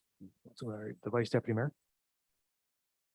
Yeah, thank you for, Mr. Mayor, for your good work on these new committees. The letter you wrote to the Minister of Education was extremely well written. And 2 years ago, Mr. Mayor, you drew to the attention of the Minister of Education that we need a new elementary school here in Saugeen Shores. And I don't think a whole lot has happened in the past 2 years, and hence your second letter now. And we need to up the pressure there and let the Minister of Education know that our numbers are good. We're busting at the seams, and you're going to see more and more portables. I think the 0 to 14 age group is something like 27% increase in the last number of years, and that's a huge increase. So we've got some problems here in Saugeen Shores, and they're going to get worse. So I thank you and applaud you for the letter you wrote to the minister. The Bruce County housing report, when they talk about the municipal housing allowance program, I think is a great thing. There's 600 residents, 600 applicants on the housing wait list in Bruce County, 600, and of the 600, there's 300 right from here in Saugeen Shores. So looking for affordable housing and rent subsidies, and 27 households doesn't sound like a lot to provide rent subsidies for $590 a month, but it's a start. It's a start, and I think it's incumbent upon this council and the next council, I guess the next council now, is to get that 300 wait list, application wait list, and the housing wait list down to 0 of something. It's not moving real fast in the last 5 years. That 600 has been there for a lot of years, and so I just wanted to applaud the county for doing what they're doing and supplementing those rents for those in need. And I guess the request I have of staff, Mr. Mayor, and it's something that I guess the new council will have to address as well. But how can we help? The county is saying in their statement here, I read it. It says that I am hopeful. This is from the county. I am hopeful that the program will be expanded in 2023 with more rent subsidies, and that the town of Saugeen Shores will consider supplementing the program financially to assist more tenants. So I, of course, fortunate enough to be claimed for the next 4 years, and I'll be supporting that. And I guess through you, Mr. Mayor, to care to staff, I hope that's something that staff will be really giving serious consideration to the 2023 budget, is that how can we increase that, piggyback with the county in the province for those 27 new households that would be receiving rent subsidies. How can we get that number from 27 to 300 and get our, I know it's a lot of money, but we have to just peck away at it. But how do we get that wait list from 300 down to 0 eventually? So, anyways, it's good information, Mr. Mayor, and I know you're on the housing committee there at the county, and you're doing great work. And just keep preaching the message that rent subsidies are important, and how can we get that wait list down to 0 someday? So thank you. Yeah, thank you. Just as a note of clarity, that statement is from me, not from the county, about being hopeful to see it expanded and that the town will supplement it. So so that's my personal desire, and I don't speak on behalf of the county. Were there other comments to Deputy Mayor and then Councilor Jakes? Thank you, Mr. Mayor. Through you, I kind of like how Vice Deputy Mayor took my notes on this. I wanted to congratulate you on these messages that you put forth, the work that you have done, and in general, and this council in particular. Even though housing is not a municipal issue, this council has gone above and beyond to work hard to try and make housing more affordable and more attainable for people in Saugeen Shores. And I also know, Mr. Mayor, that you've been speaking with our MP and our MPP about the school issue. We've been talking about this for more than 2 years. I know I brought it to the attention of council 8 years ago, and I said the number of children that have been coming through kindergarten, well, that number is now here. We do need something. We need it now, and I hope you continue to pressure the powers that be to get us a new school in Saugeen Shores. Thank you. Thank you, Councilor Jakes. through you, Mr. Mayor, not to date myself, but 1969, 1970, Saugeen Central School was built. It was a new school. It had 8 portables. 1976, Saugeen District High School was built, a new high school. It had 6 portables because of the growth in this community. So I just want to point out, it's great to have schools built, but we have to anticipate numbers because the last schools that were built did not anticipate the numbers. So I'm happy to see that you've included that we are not at the provincial level, we're much higher. As well, the housing. We have 600 people on the list, but those are people who have applied. There's many more that have gotten off the list just because they realized I've been on here 10 years, I'm not going to get a home. So there's much more families out there and singles and seniors that are looking for homes. So I applaud you in continuing to lobby and advocate. And I, like all of us around this table, want to see more affordable housing built. And I think this is a great start by doing these letters. And I hope our school board and our Minister of Education actually takes a really good look at our numbers and not just go by provincial numbers. Thank you. Thank you. Further comments or questions? Councilor Matt? Thank you, Mr. Mayor, and I'll repeat again, I think that the 2 letters were well written and well intended. With regards to the housing subsidies, it is a good first step, and I'm glad the county has taken this step. But the cost of rent is only one cost that people have difficulty coming up with on a monthly basis, people who are in less fortunate situations. Another one is food and also heat. And as the board chair of the United Way of Bruce and Gray, we give direct tight lines to that. And one of the things that I do on a monthly basis is sign the checks for people in the winter warmth program. So people get a subsidy of up to $500 to help pay for offset the costs of wood, oil, propane, natural gas, whichever heating source they're using. And that program is funded partially through the county, heavily through Bruce Power, and heavily through individual contributions. So the need is growing. The cost of fuel, heat homes is increasing. And if there's anybody in the public who wishes to participate, the United Way is gratefully accepting donations, because coming out of the pandemic, donations are not what they used to be, and the need is increasing. And I would just like to throw that out there, that there's other ways that people can help. Thanks. Yeah, thank you. Are there further comments? Well, thank you all for your comments to those items. I will just note a note of appreciation to staff for helping with the letter to the Minister of Education, the CIO, and other members of staff added a lot to that letter. And I'm very hopeful that the minister will take me and us up on the request to meet on the item along with the board and have a direct discussion about how we can move the ball forward on a new, particularly new elementary school in Saugeen Shores, because as we all know, not only is it badly needed now, it's going to be really badly needed in 2031. And my fear is that it's already 2022, and if we wait, it'll be 5 years from the minute they start planning to getting a shovel in the ground. So we're already pushing 2031 sitting here today. So we really have to get moving on that. And I really hope that we get a positive response from the minister. So with that, then we'll move on to reports of department heads. And the first one is an information report on Saugeen Shores Winterhawks delegation follow-up, and the Director of Community Services and Operations. Thank you. And through you, we had discussed earlier tonight just about the permission to license the spectator area, so I will not review that. But as indicated at the report that I brought forward on March 14th, that we're returning to council with an update. So the main update then for your information tonight is in reference to item number 5, which is options to provide the ATM services at the Plex. So we explored those options, and it was determined that it was not in the town's best interest to operate and manage the service at this time. The town supports the Winterhawks in exploring options to own, lease, and operate an ATM machine at the Plex for all facility users. The Winterhawks have communicated to the town that they are in negotiations to secure this service, and we support them in that. So if there's any questions on that, I'm happy to take them. Thank you. Are there questions? Councilor Grace.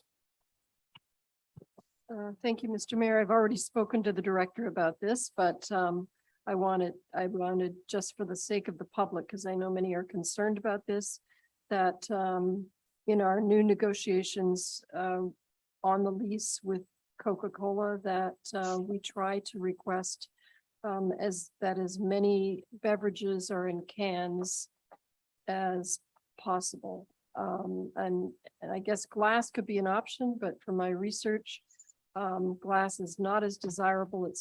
Doesn't provide as much income in terms of a recyclable material, and it's also costs more to transport. Okay, thank you. Are there other comments? One thing I would like you to do in your negotiations with Coca-Cola is ask them for machines that actually work. That would be nice. The one in Southampton in the Coliseum has been sitting there out of service since last year. So, and it was out of service the other day at Swerve, I know still. So, anyway, that would be nice. Anyway, if we're done with that one, then let's bring Councilor Davinsky back in and then we'll move on.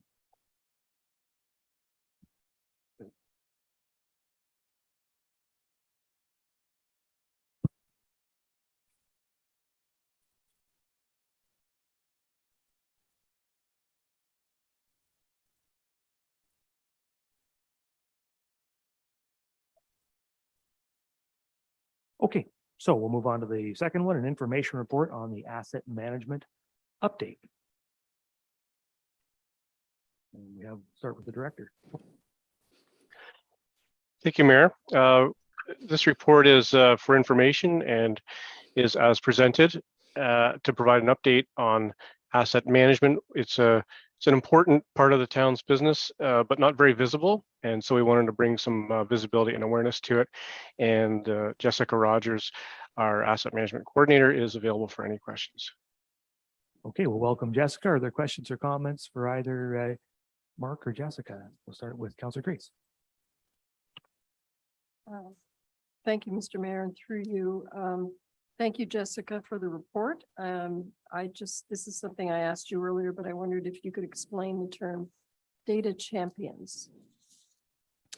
Yes, thank you for the question, and through you, Mr. Mayor. So when I talk about data champions, essentially what that means is the expert of the information. So that could be when we're looking at our roads, our waterways, our fleet. What a data champion is the person in-house, so not a member of the public, but somebody who is within the corporation who is able to verify and authenticate the data that we're using for our asset management plan. Okay, are there further questions or comments on this one? I don't see any. Well, thank you very much, Jessica, for this report. Much appreciated. Thank you. Okay, so now we're on to the third one, which is an information report on the second quarter 2022 variance to budget. And Director of Corporate Services, any comments to this one, Jim? Yeah, I can start it off. Thank you, Mr. Mayor. We've been working at improving the financial reporting here at the town. One of the things that we're working on is building a knowledge database of how the money is spent over the course of the year, with the goal of giving the managers and directors better visibility into their spending so they can manage their variance to budget more closely than they've been able to in the past. And we'll be doing that on a monthly basis with the operations, and then the outcome of that as well will then be enhanced reporting to council on a quarterly basis. With that, I'll turn it over to our treasurer to continue the rest of the report.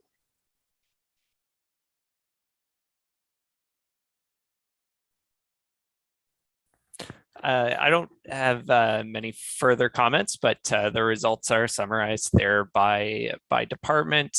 There's no financial concern at this point in the year. There's a few items highlighted in the report that look as favorable variances so far, and the report is preliminary at this point, so we'll have further updates later in the year. Okay, thanks, Jim and Daniel. Are there questions or comments to this report, Vice Deputy Mayor? Thank you, Mr. Mayor. Thank you, Daniel and Jim. And the more frequent reports quarterly, I think is going to be a real good thing for future council, Jim. So thanks for that. And that $1.6 million anticipated surplus, accumulated surplus, is intriguing, and to say the least. And Jim, are you saying that one, or Daniel, that accumulated surplus of 1.6 million is anticipated at year end? You're talking about? Is that what you're saying in this report? Yes, that is what we're saying. And a big driver of that was when we were budgeting the revenue for the 2022 budget, growth wasn't taken into account. And so a big component of the variance is growth related to what was planned in the budget. And so as a result, we will be then, from what we're learning, as I talked about the knowledge database, we'll be taking that learning and using that to enhance our budgeting moving forward, so that we'll see improvements in the 2023 budget, so that we have more accurate budgeting as we move into future years. Thank you, Mr. Mayor. Again, Jim, as a follow-up, so the 1.6 million puts us, I mean, that's a significant amount, and that puts us in a pretty favorable position heading into the 2023 budget discussions. Correct. One thing to keep in mind is that it's a large portion of that will be going directly to the water reserve or wastewater reserve, as well as the building reserve. So those three revenue components, well ahead of budget, are areas where we do usually see some performance even in years past, and that's how we build our water and wastewater reserves, so that we can make those capital investments that are needed.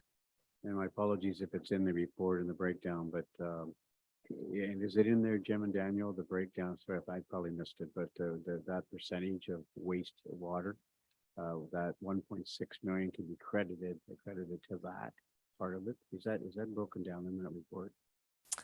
It's not broken down exactly, but within the summary for the Community Services and Operations Department, you can see that they're over $600,000 ahead on revenue. So that would be a rough estimate.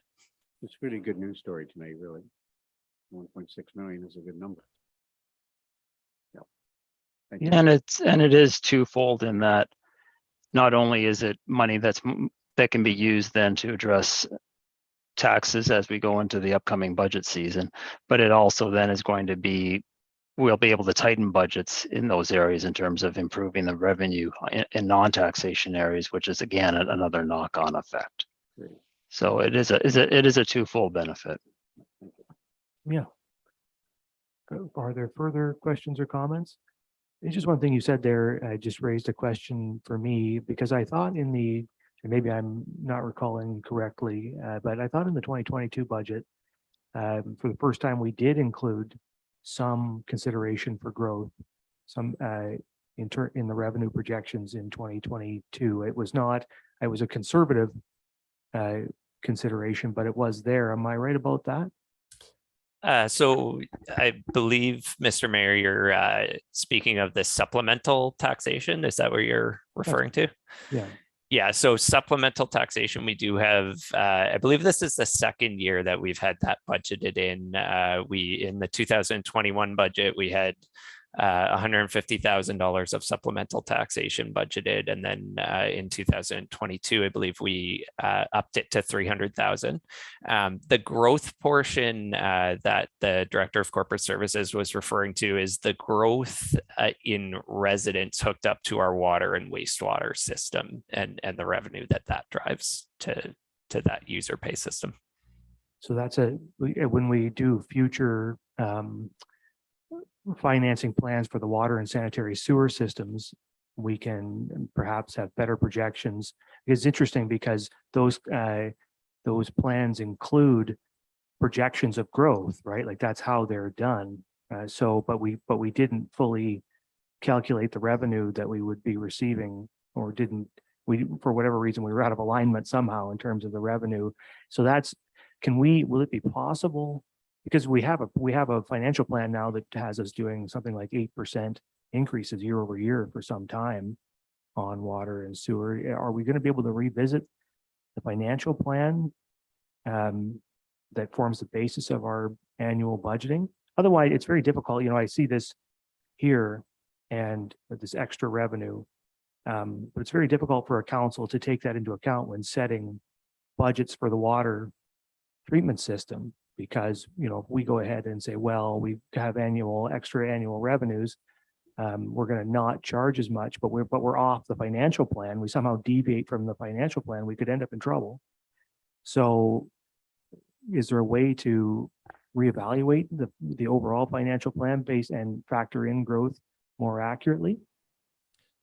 As part of this business plan, we will be taking a look at the growth and trying to put in realistic projections, identifying where we have perhaps missed it in past years, and coming back with a recommendation. It's still too early to say exactly what the outcome of that will be. That'll be part of the overall business planning process. But it is something that we'll be doing a deep dive for this business plan. Well, that's good. Since most of this is driven by water, or a large part of it's driven by those services, I think we have to be very cautious about how we go forward and not be overly optimistic about those future revenues, or make decisions which may put the financing of the system at risk. Stick to our plans, and if our plans look like they're wrong, amend the plans so that they're right, but don't start making ad hoc decisions that can lead to bad things. So anyway, yeah, the Vice Deputy Mayor. I had one more comment while the staff are here to answer this from Jim and Daniel with impact, you know, the municipal residential commercial property assessment. How far behind is impact? When, you know, take for example, a new motel that's opened up in the last year, your apartment building, or all the 200 residential homes that were built in 2021. You know, how far behind are they? When do we actually get those numbers? And I guess we take a look at supplemental income, and I mean, a lot of developments happened in this community in the last several years. And when do we see that new supplemental income, that new revenue through impact? How far behind are they? We get notices from MPAC on a regular basis with the supplemental, the information that we need for the supplemental tax bills that go out through the year. And that is the supplemental taxation revenue that we talk about at budget time, and often at year end that we have a bit of a surplus from. So I wouldn't say that there is a timing delay, particularly on commercial projects. There can be a delay of you know, up to roughly 2 years or so, particularly on the commercial end. Even on the residential end, maybe a year or two lag, but it is just a lag. We always have that revenue coming in on a regular basis. Thank you. Okay, are there further comments to this report? Don't see any. All right, so that brings us to the end of the committee of the whole agenda, and I will do statements by members, but I will just I skipped the CCV. Sorry. Item 4, information report on the CCV, and I think the CBO has that one. CBO. Thank you, Mr. Mayor. I've put forward an information report to report on the status of the CCV project. The building department has received the building permit application for the north building. We have started reviewing it. It has not been passed yet, but we're in the process of reviewing the permit application. I also want to mention that the town of Saugeen Shores has created an area on our website to update the public and anyone else on the status of the project, where we'll be putting up any information that we think will be pertinent to the project. So the hyperlink is in my report, or you can find it on the website. So. Okay, thanks, Josh. Questions or comments from members? Councillor Grace. Thank you, Mr. Mayor, and through you. Josh, I've got a couple of questions about the permit to take water process and its relevance to your report in the building permit application. So the first question is a permit to take water required before you grant the building permit for the north buildings that are referred to in this report? And if you could give an explanation, why or why not?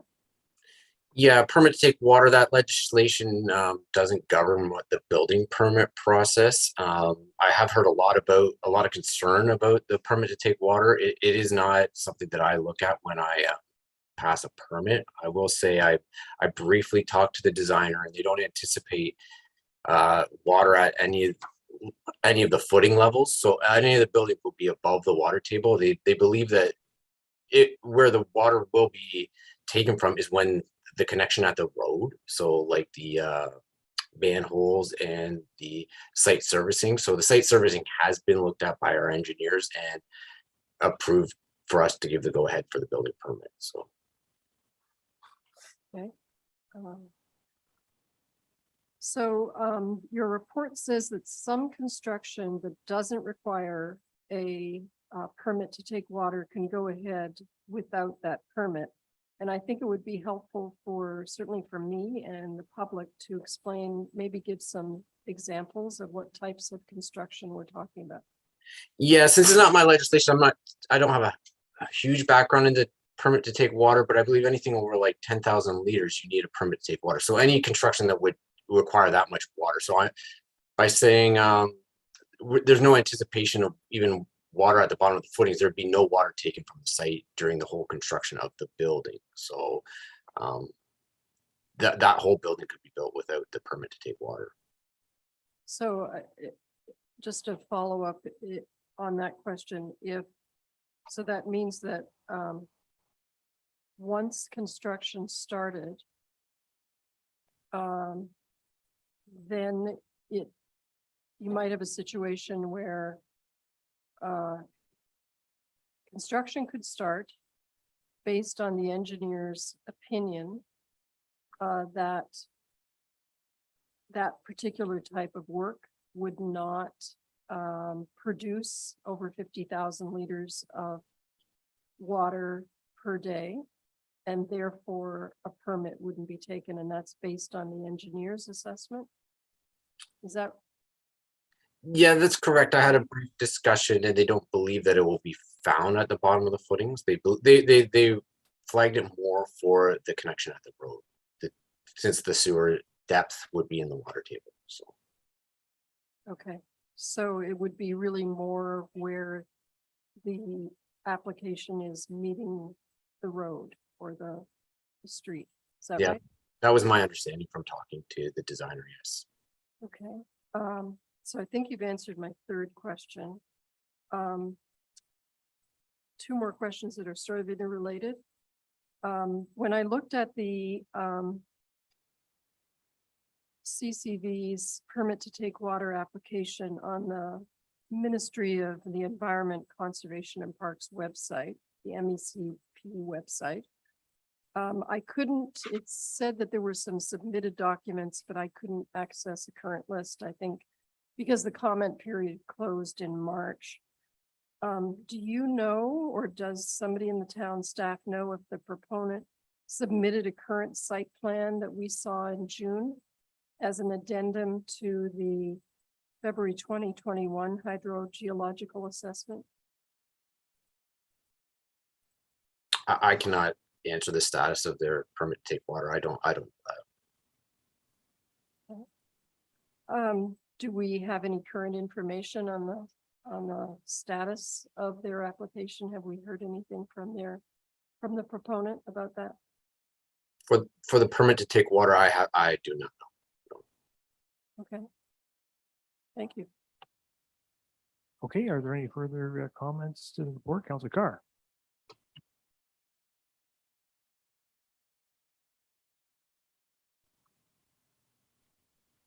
Thank you, and to you, Mr. Mayor. I guess just a follow-up question to Cheryl's there. You did say there that the site servicing has basically already got approval, and no water is anticipated at the footings. Do you know the elevation that we're going to be looking at then? Like, is that in the site plan now? Do we know how much fill is going to be coming in? Is that being brought up? Is that why we're not seeing the footings, or is it just we're not going that low? Just a little clarification there.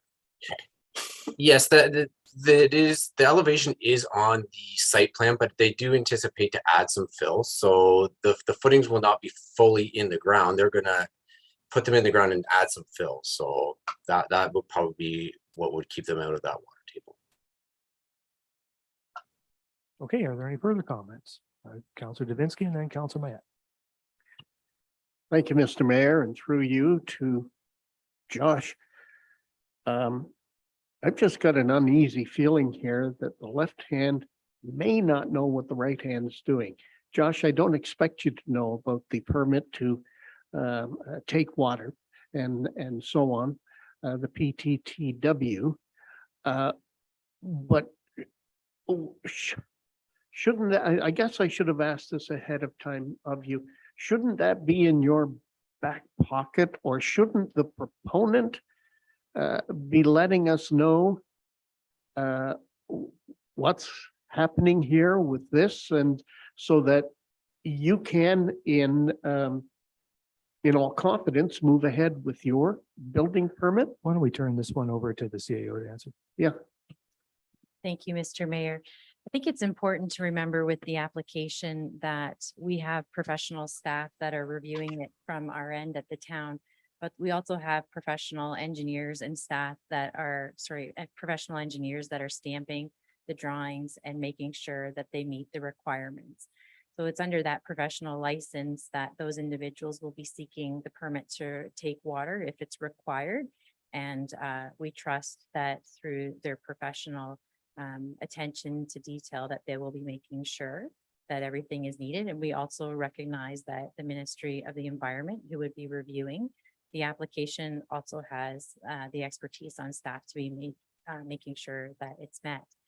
I don't think it's a situation where the right hand and the left hand don't know what each other's doing. It is a very standard process that happens throughout the town. The Ministry of the Environment requires the permit to take water, as we've heard tonight, if it's over 50,000 liters per day. And I have all confidence, as it's required in our lease, that if they need that approval, they will get it in place before they move forward.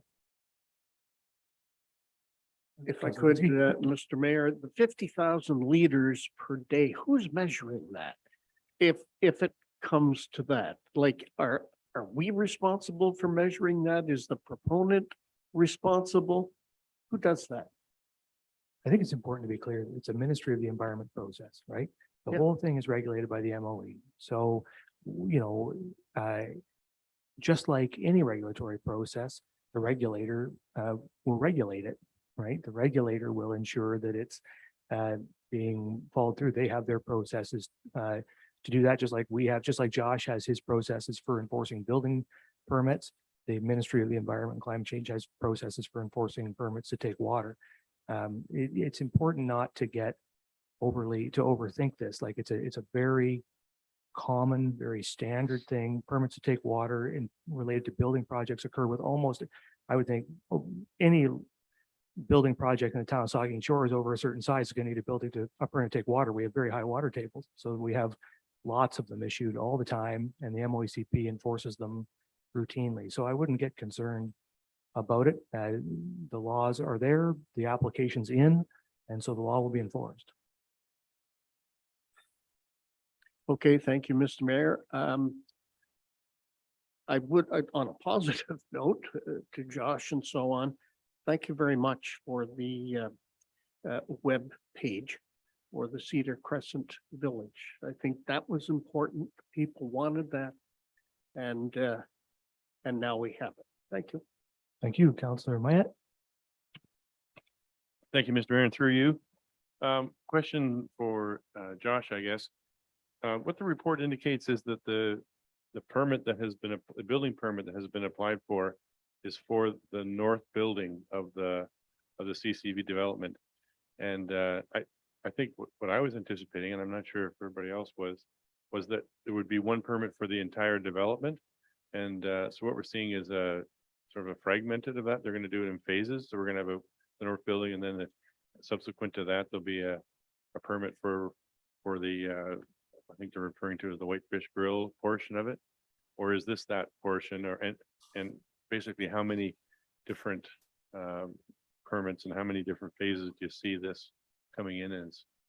This permit is not for the Whitefish Grill. It's for the north, so the ice cream parlor with the entertainment area on the back and the public washroom. So since it was divided into two buildings, they can do two different permits.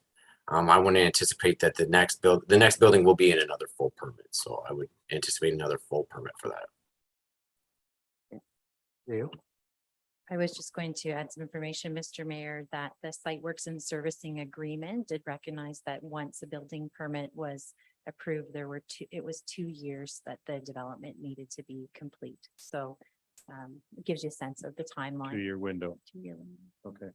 Well, that's good. I know on September the 1st, we had the first inaugural Port Elgin Cruise Night where a lot of antique cars, there was 40 or 50 cars showed up, and many of the people that parked in that vacant area commented that it would have been nice to have some kind of public amenity there that they could get a soft drink or a ice cream or something like that.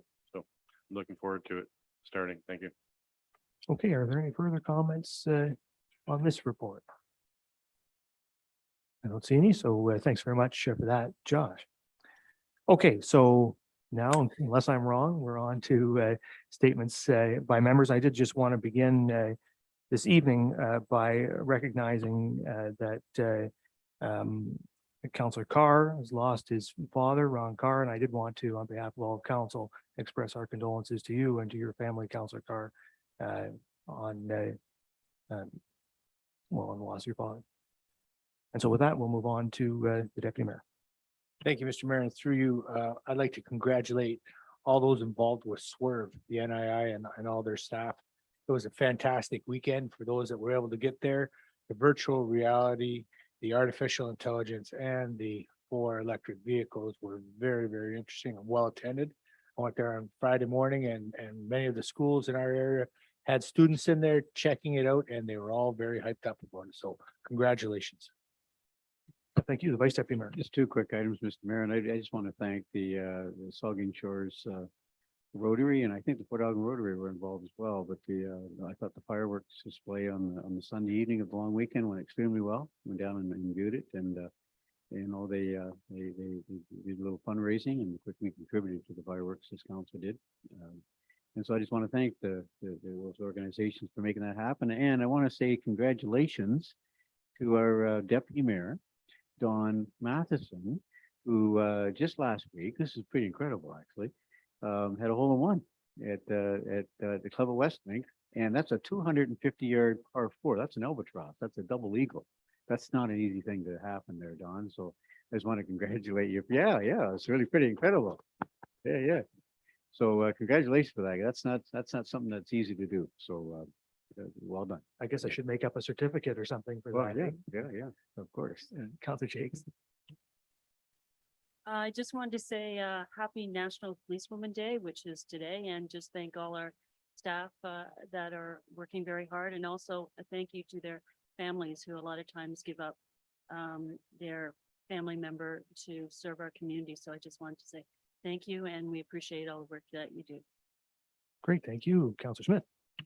Thank you. And speaking of things that are not easy to do, much like Deputy Mayor Matheson's hole-in-one, our U11 Beachin PWSA women's softball team traveled to Stratford on September 3rd to finalize the Grand Championships, which were paused due to weather a couple of weeks before. Our Saugeen Shores Sting team beat the Waterloo Ghosts by a score of 11-8 to claim the Ontario Provincial Championships. This is a huge accomplishment for a group of 5th and 6th graders, as well as their coaches and the many fans. And we are looking forward to seeing their much success of these kids and many more on Lamont Sports Park in 2023. And also that same weekend, our Saugeen Shores Minor Ball Association hosted right here in Saugeen Shores, the OBA Championships, Ontario Baseball Championships for the U11 division. And despite a great effort, our U11 team was put out in the semifinals. The team that put them out went on to be crowned champions. And we want to congratulate the Waterdown team for their success. Thank you. Councillor Davinsky. Thank you, Mr. Mayor. I did not get a hole-in-one. I did not win a championship, But on Saturday, August 20th, I took part in Sweater Day at the Big Flag, put on by Century 21 in Studio Realty.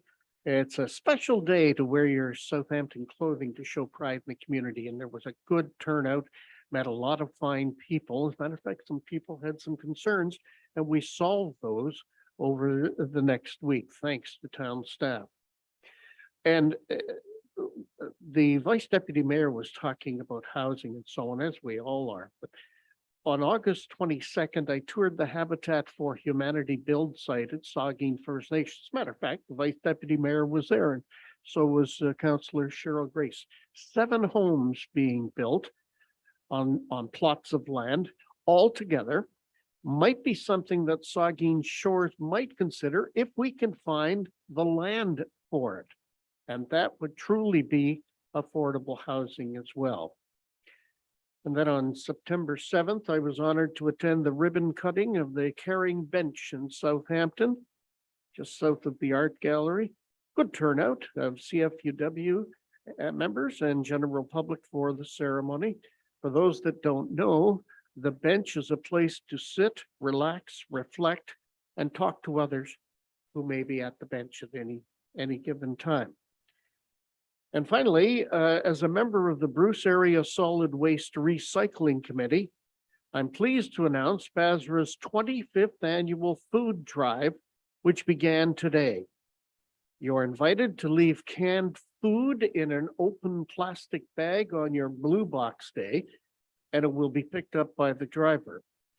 Now, Southampton's pickup is this Friday, September 16th. Port Elgin pickup is a week this Wednesday, September 21st, Mr. Mayor. And Saugeen Ward pickup, unfortunately, was today. So you may have missed out on that, or you may have already put out the canned goods that they want. Anyway, that's all I have, and congratulations to all who do this type of work and let us know about it. Thank you. Thank you, Councillor Grace. Thank you. I would like to recognize the good work and hard work of the Marine Heritage Society. The mayor and I attended the recognition event that they held on August 27th. And I'd like to express my gratitude to the many volunteers in our community who work on this project year after year, some throughout the entire year. But without those people acting as captains, guides, crew members, gardeners, cleaners, mechanics, people working in the tour base, many jobs that have to be done to contribute to the success of the Chantry Island tours, which is so important for tourism in our community. And there are many other marine projects, heritage projects as well, like the restoration of the range light at the mouth of the Southampton Harbor. And I could go on and on. So thank you very much to everyone who's involved in that project. The Marine Heritage Society held its last Chantry Island tour of the season yesterday afternoon. Thanks. Thank you, Councillor Carr. Thank you, Mr. Mayor. Not really too much tonight. Just want to say thank you for recognizing my dad. It is appreciated. And I don't know how many around the table realize, but Dad also did serve as a Port Elgin councillor for 1978, 1979, and in Port Elgin back in the days. So just wanted to say that too. Thanks. Thank you. Councillor Mayette. Thank you, Mr. Mayor. Not a whole lot. Maybe just a mention of Habitat for Humanity, seeing as how Councillor Davinsky brought it up.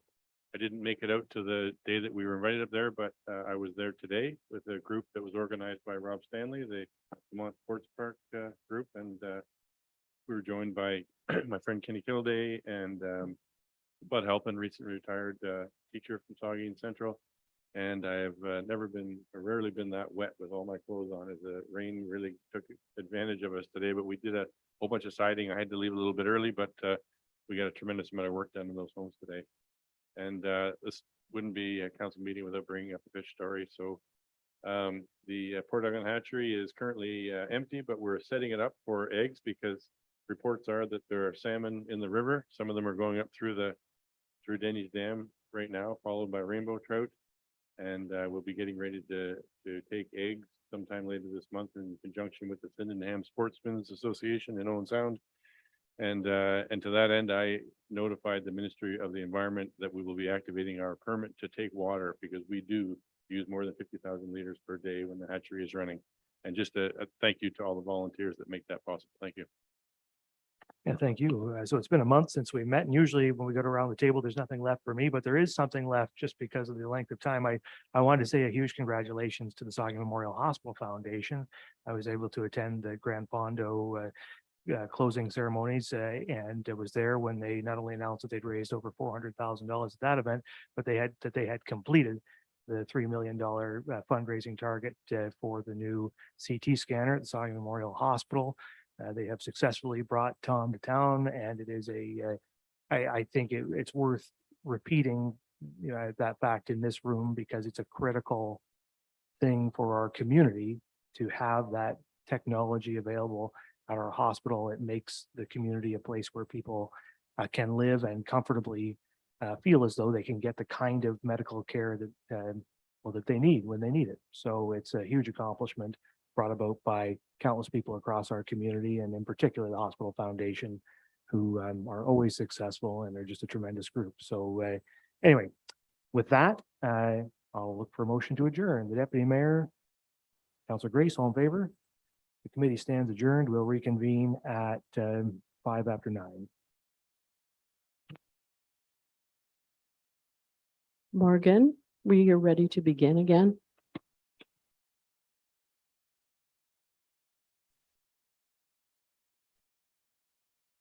Mayor Charbonneau, we're ready to begin the regular meeting of council at 9:05. Great, thank you, Deb. Then I'll call to order this regular meeting of the Council of the Town of Saugeen Shores. Second item on the agenda is disclosure of pecuniary interest. Ask any member if you have one of those. Councillor Grace. Yes, thank you, Mr. Mayor. I'm declaring a pecuniary interest conflict for item 6.1.1. The nature of my conflict is that I own property, the value of which may be affected by the SPCA flood hazard identification and mapping program results. Okay, thank you. Further declarations? I have one under reports of the Committee of the Whole, 6.3. The Miramichi Shores draft plan of subdivision. I have pecuniary interest in that matter because I am a shareholder in a company that owns land adjacent to that development. So at that point, I'll turn the meeting over to the Deputy Mayor. I may suggest at that point that we deal with the other items separately and deal with that one on an individual basis, just to make that flow work better. Anyway, we'll deal with that when we come to it. There's no further declarations. If not, then we'll move on to, we have no additions, deletions, or amendments. We have no public meeting, so we have adoption of minutes, and I have a resolution that council adopt the minutes of the council meeting of August 8th, 2022, and the planning committee minutes of August 15th, 2022. Note and file the minutes of the committee of the whole meeting of August 8th, 2022 as presented. Is there a mover and seconder? Moved by Deputy Mayor, seconded by Councillor Davinsky. Any questions or comments, any of those sets of minutes? Seeing none, all in favor? That's carried. Okay, now we're on to reports of the Committee of the Whole. And the first one is a Planning Committee report regarding SVCA flood hazard mapping, Northport Meadow subdivision, and Miramichi Shores subdivision. Why don't we take each of these individually because we have some pecuniary interest on that. Is that agreeable to council? So we'll start with the first one, and Councillor Grace has a pecuniary interest in that matter.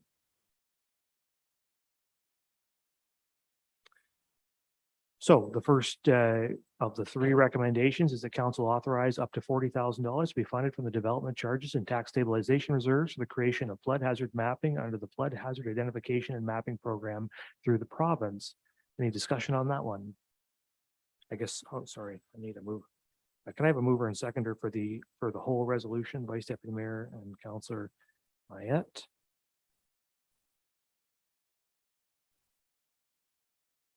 Okay, so any discussion on the first one? Seeing none, all in favor? That's carried. So we'll bring back Councillor Grace.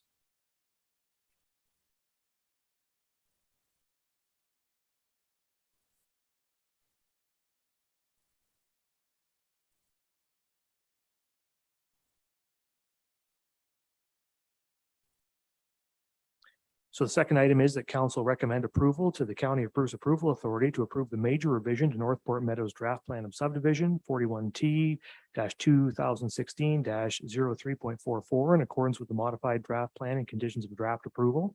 Council further recommends that the County of Bruce remove the condition provided by the Blue Water District School Board from the draft plan approval, and the council resolves that no further notice is necessary with respect to the minor change in the proposed zoning bylaw amendment in accordance with the provisions of section 3417 of the Planning Act. Any questions, discussion on that one? Seeing none, all in favor? No, I've already got mover and seconder. That's carried. Okay, so I'll step out for this third one.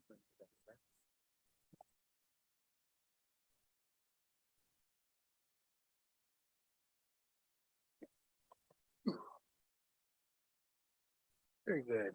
And number 3, that council recommend approval to the County of Bruce Approval Authority that the proposed Miramichi Shores draft plan subdivision S-2021-006 in accordance with the draft plan and conditions of draft plan approval, and that a condition be added to the draft plan approval that the developer construct a page wire or similar construction agricultural fence to the satisfaction of the town along the eastern property line. Is there a mover, seconder? Already moved it? Oh, it's all in the one, sorry, yeah. Any discussion on this one? Then we'll take the question. All in favor? Any opposed? Then that is carried. Thank you. We're back again.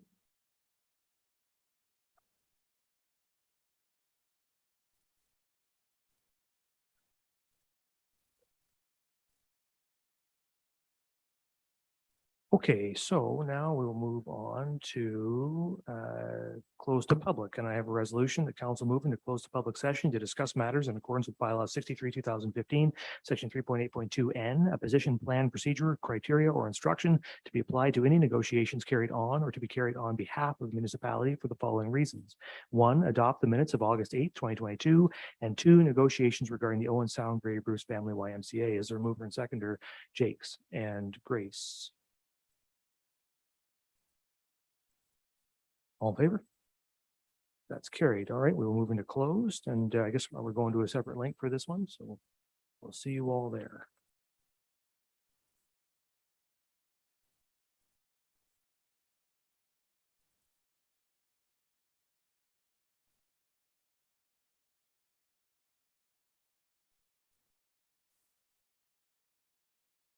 Ready to go ahead, Mayor Charbonneau? Yep, okay. We're ready. We're ready now. I still see on my screen that council is going to close the public meeting. There we go. Okay, we're good. Okay, sorry.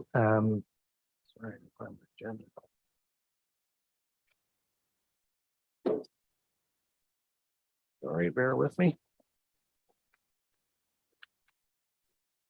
Okay, so council's arising from close to public, and I can report that council adopted the minutes of August 8th, 2022, and that council gave direction to staff regarding the negotiations with the Owen Sound Grey Bruce Family YMCA. All right, and so with that, I have a resolution that bylaw 74/2022, being a bylaw to confirm the proceedings of the council of the town of Saugeen Shores, is hereby read a first, second, and third time and finally passed and sealed this 12th day of September 2022. Is there a mover and seconder? Matheson and Grace. And all in favor? That's carried. And finally, I have a resolution that this regular council meeting of September 12, 2022 hereby adjourns at 9:23 p.m. Is there a mover and seconder? Moved by Jake, seconded by Davinsky. All in favor? Council stands adjourned. Have a good evening, everyone.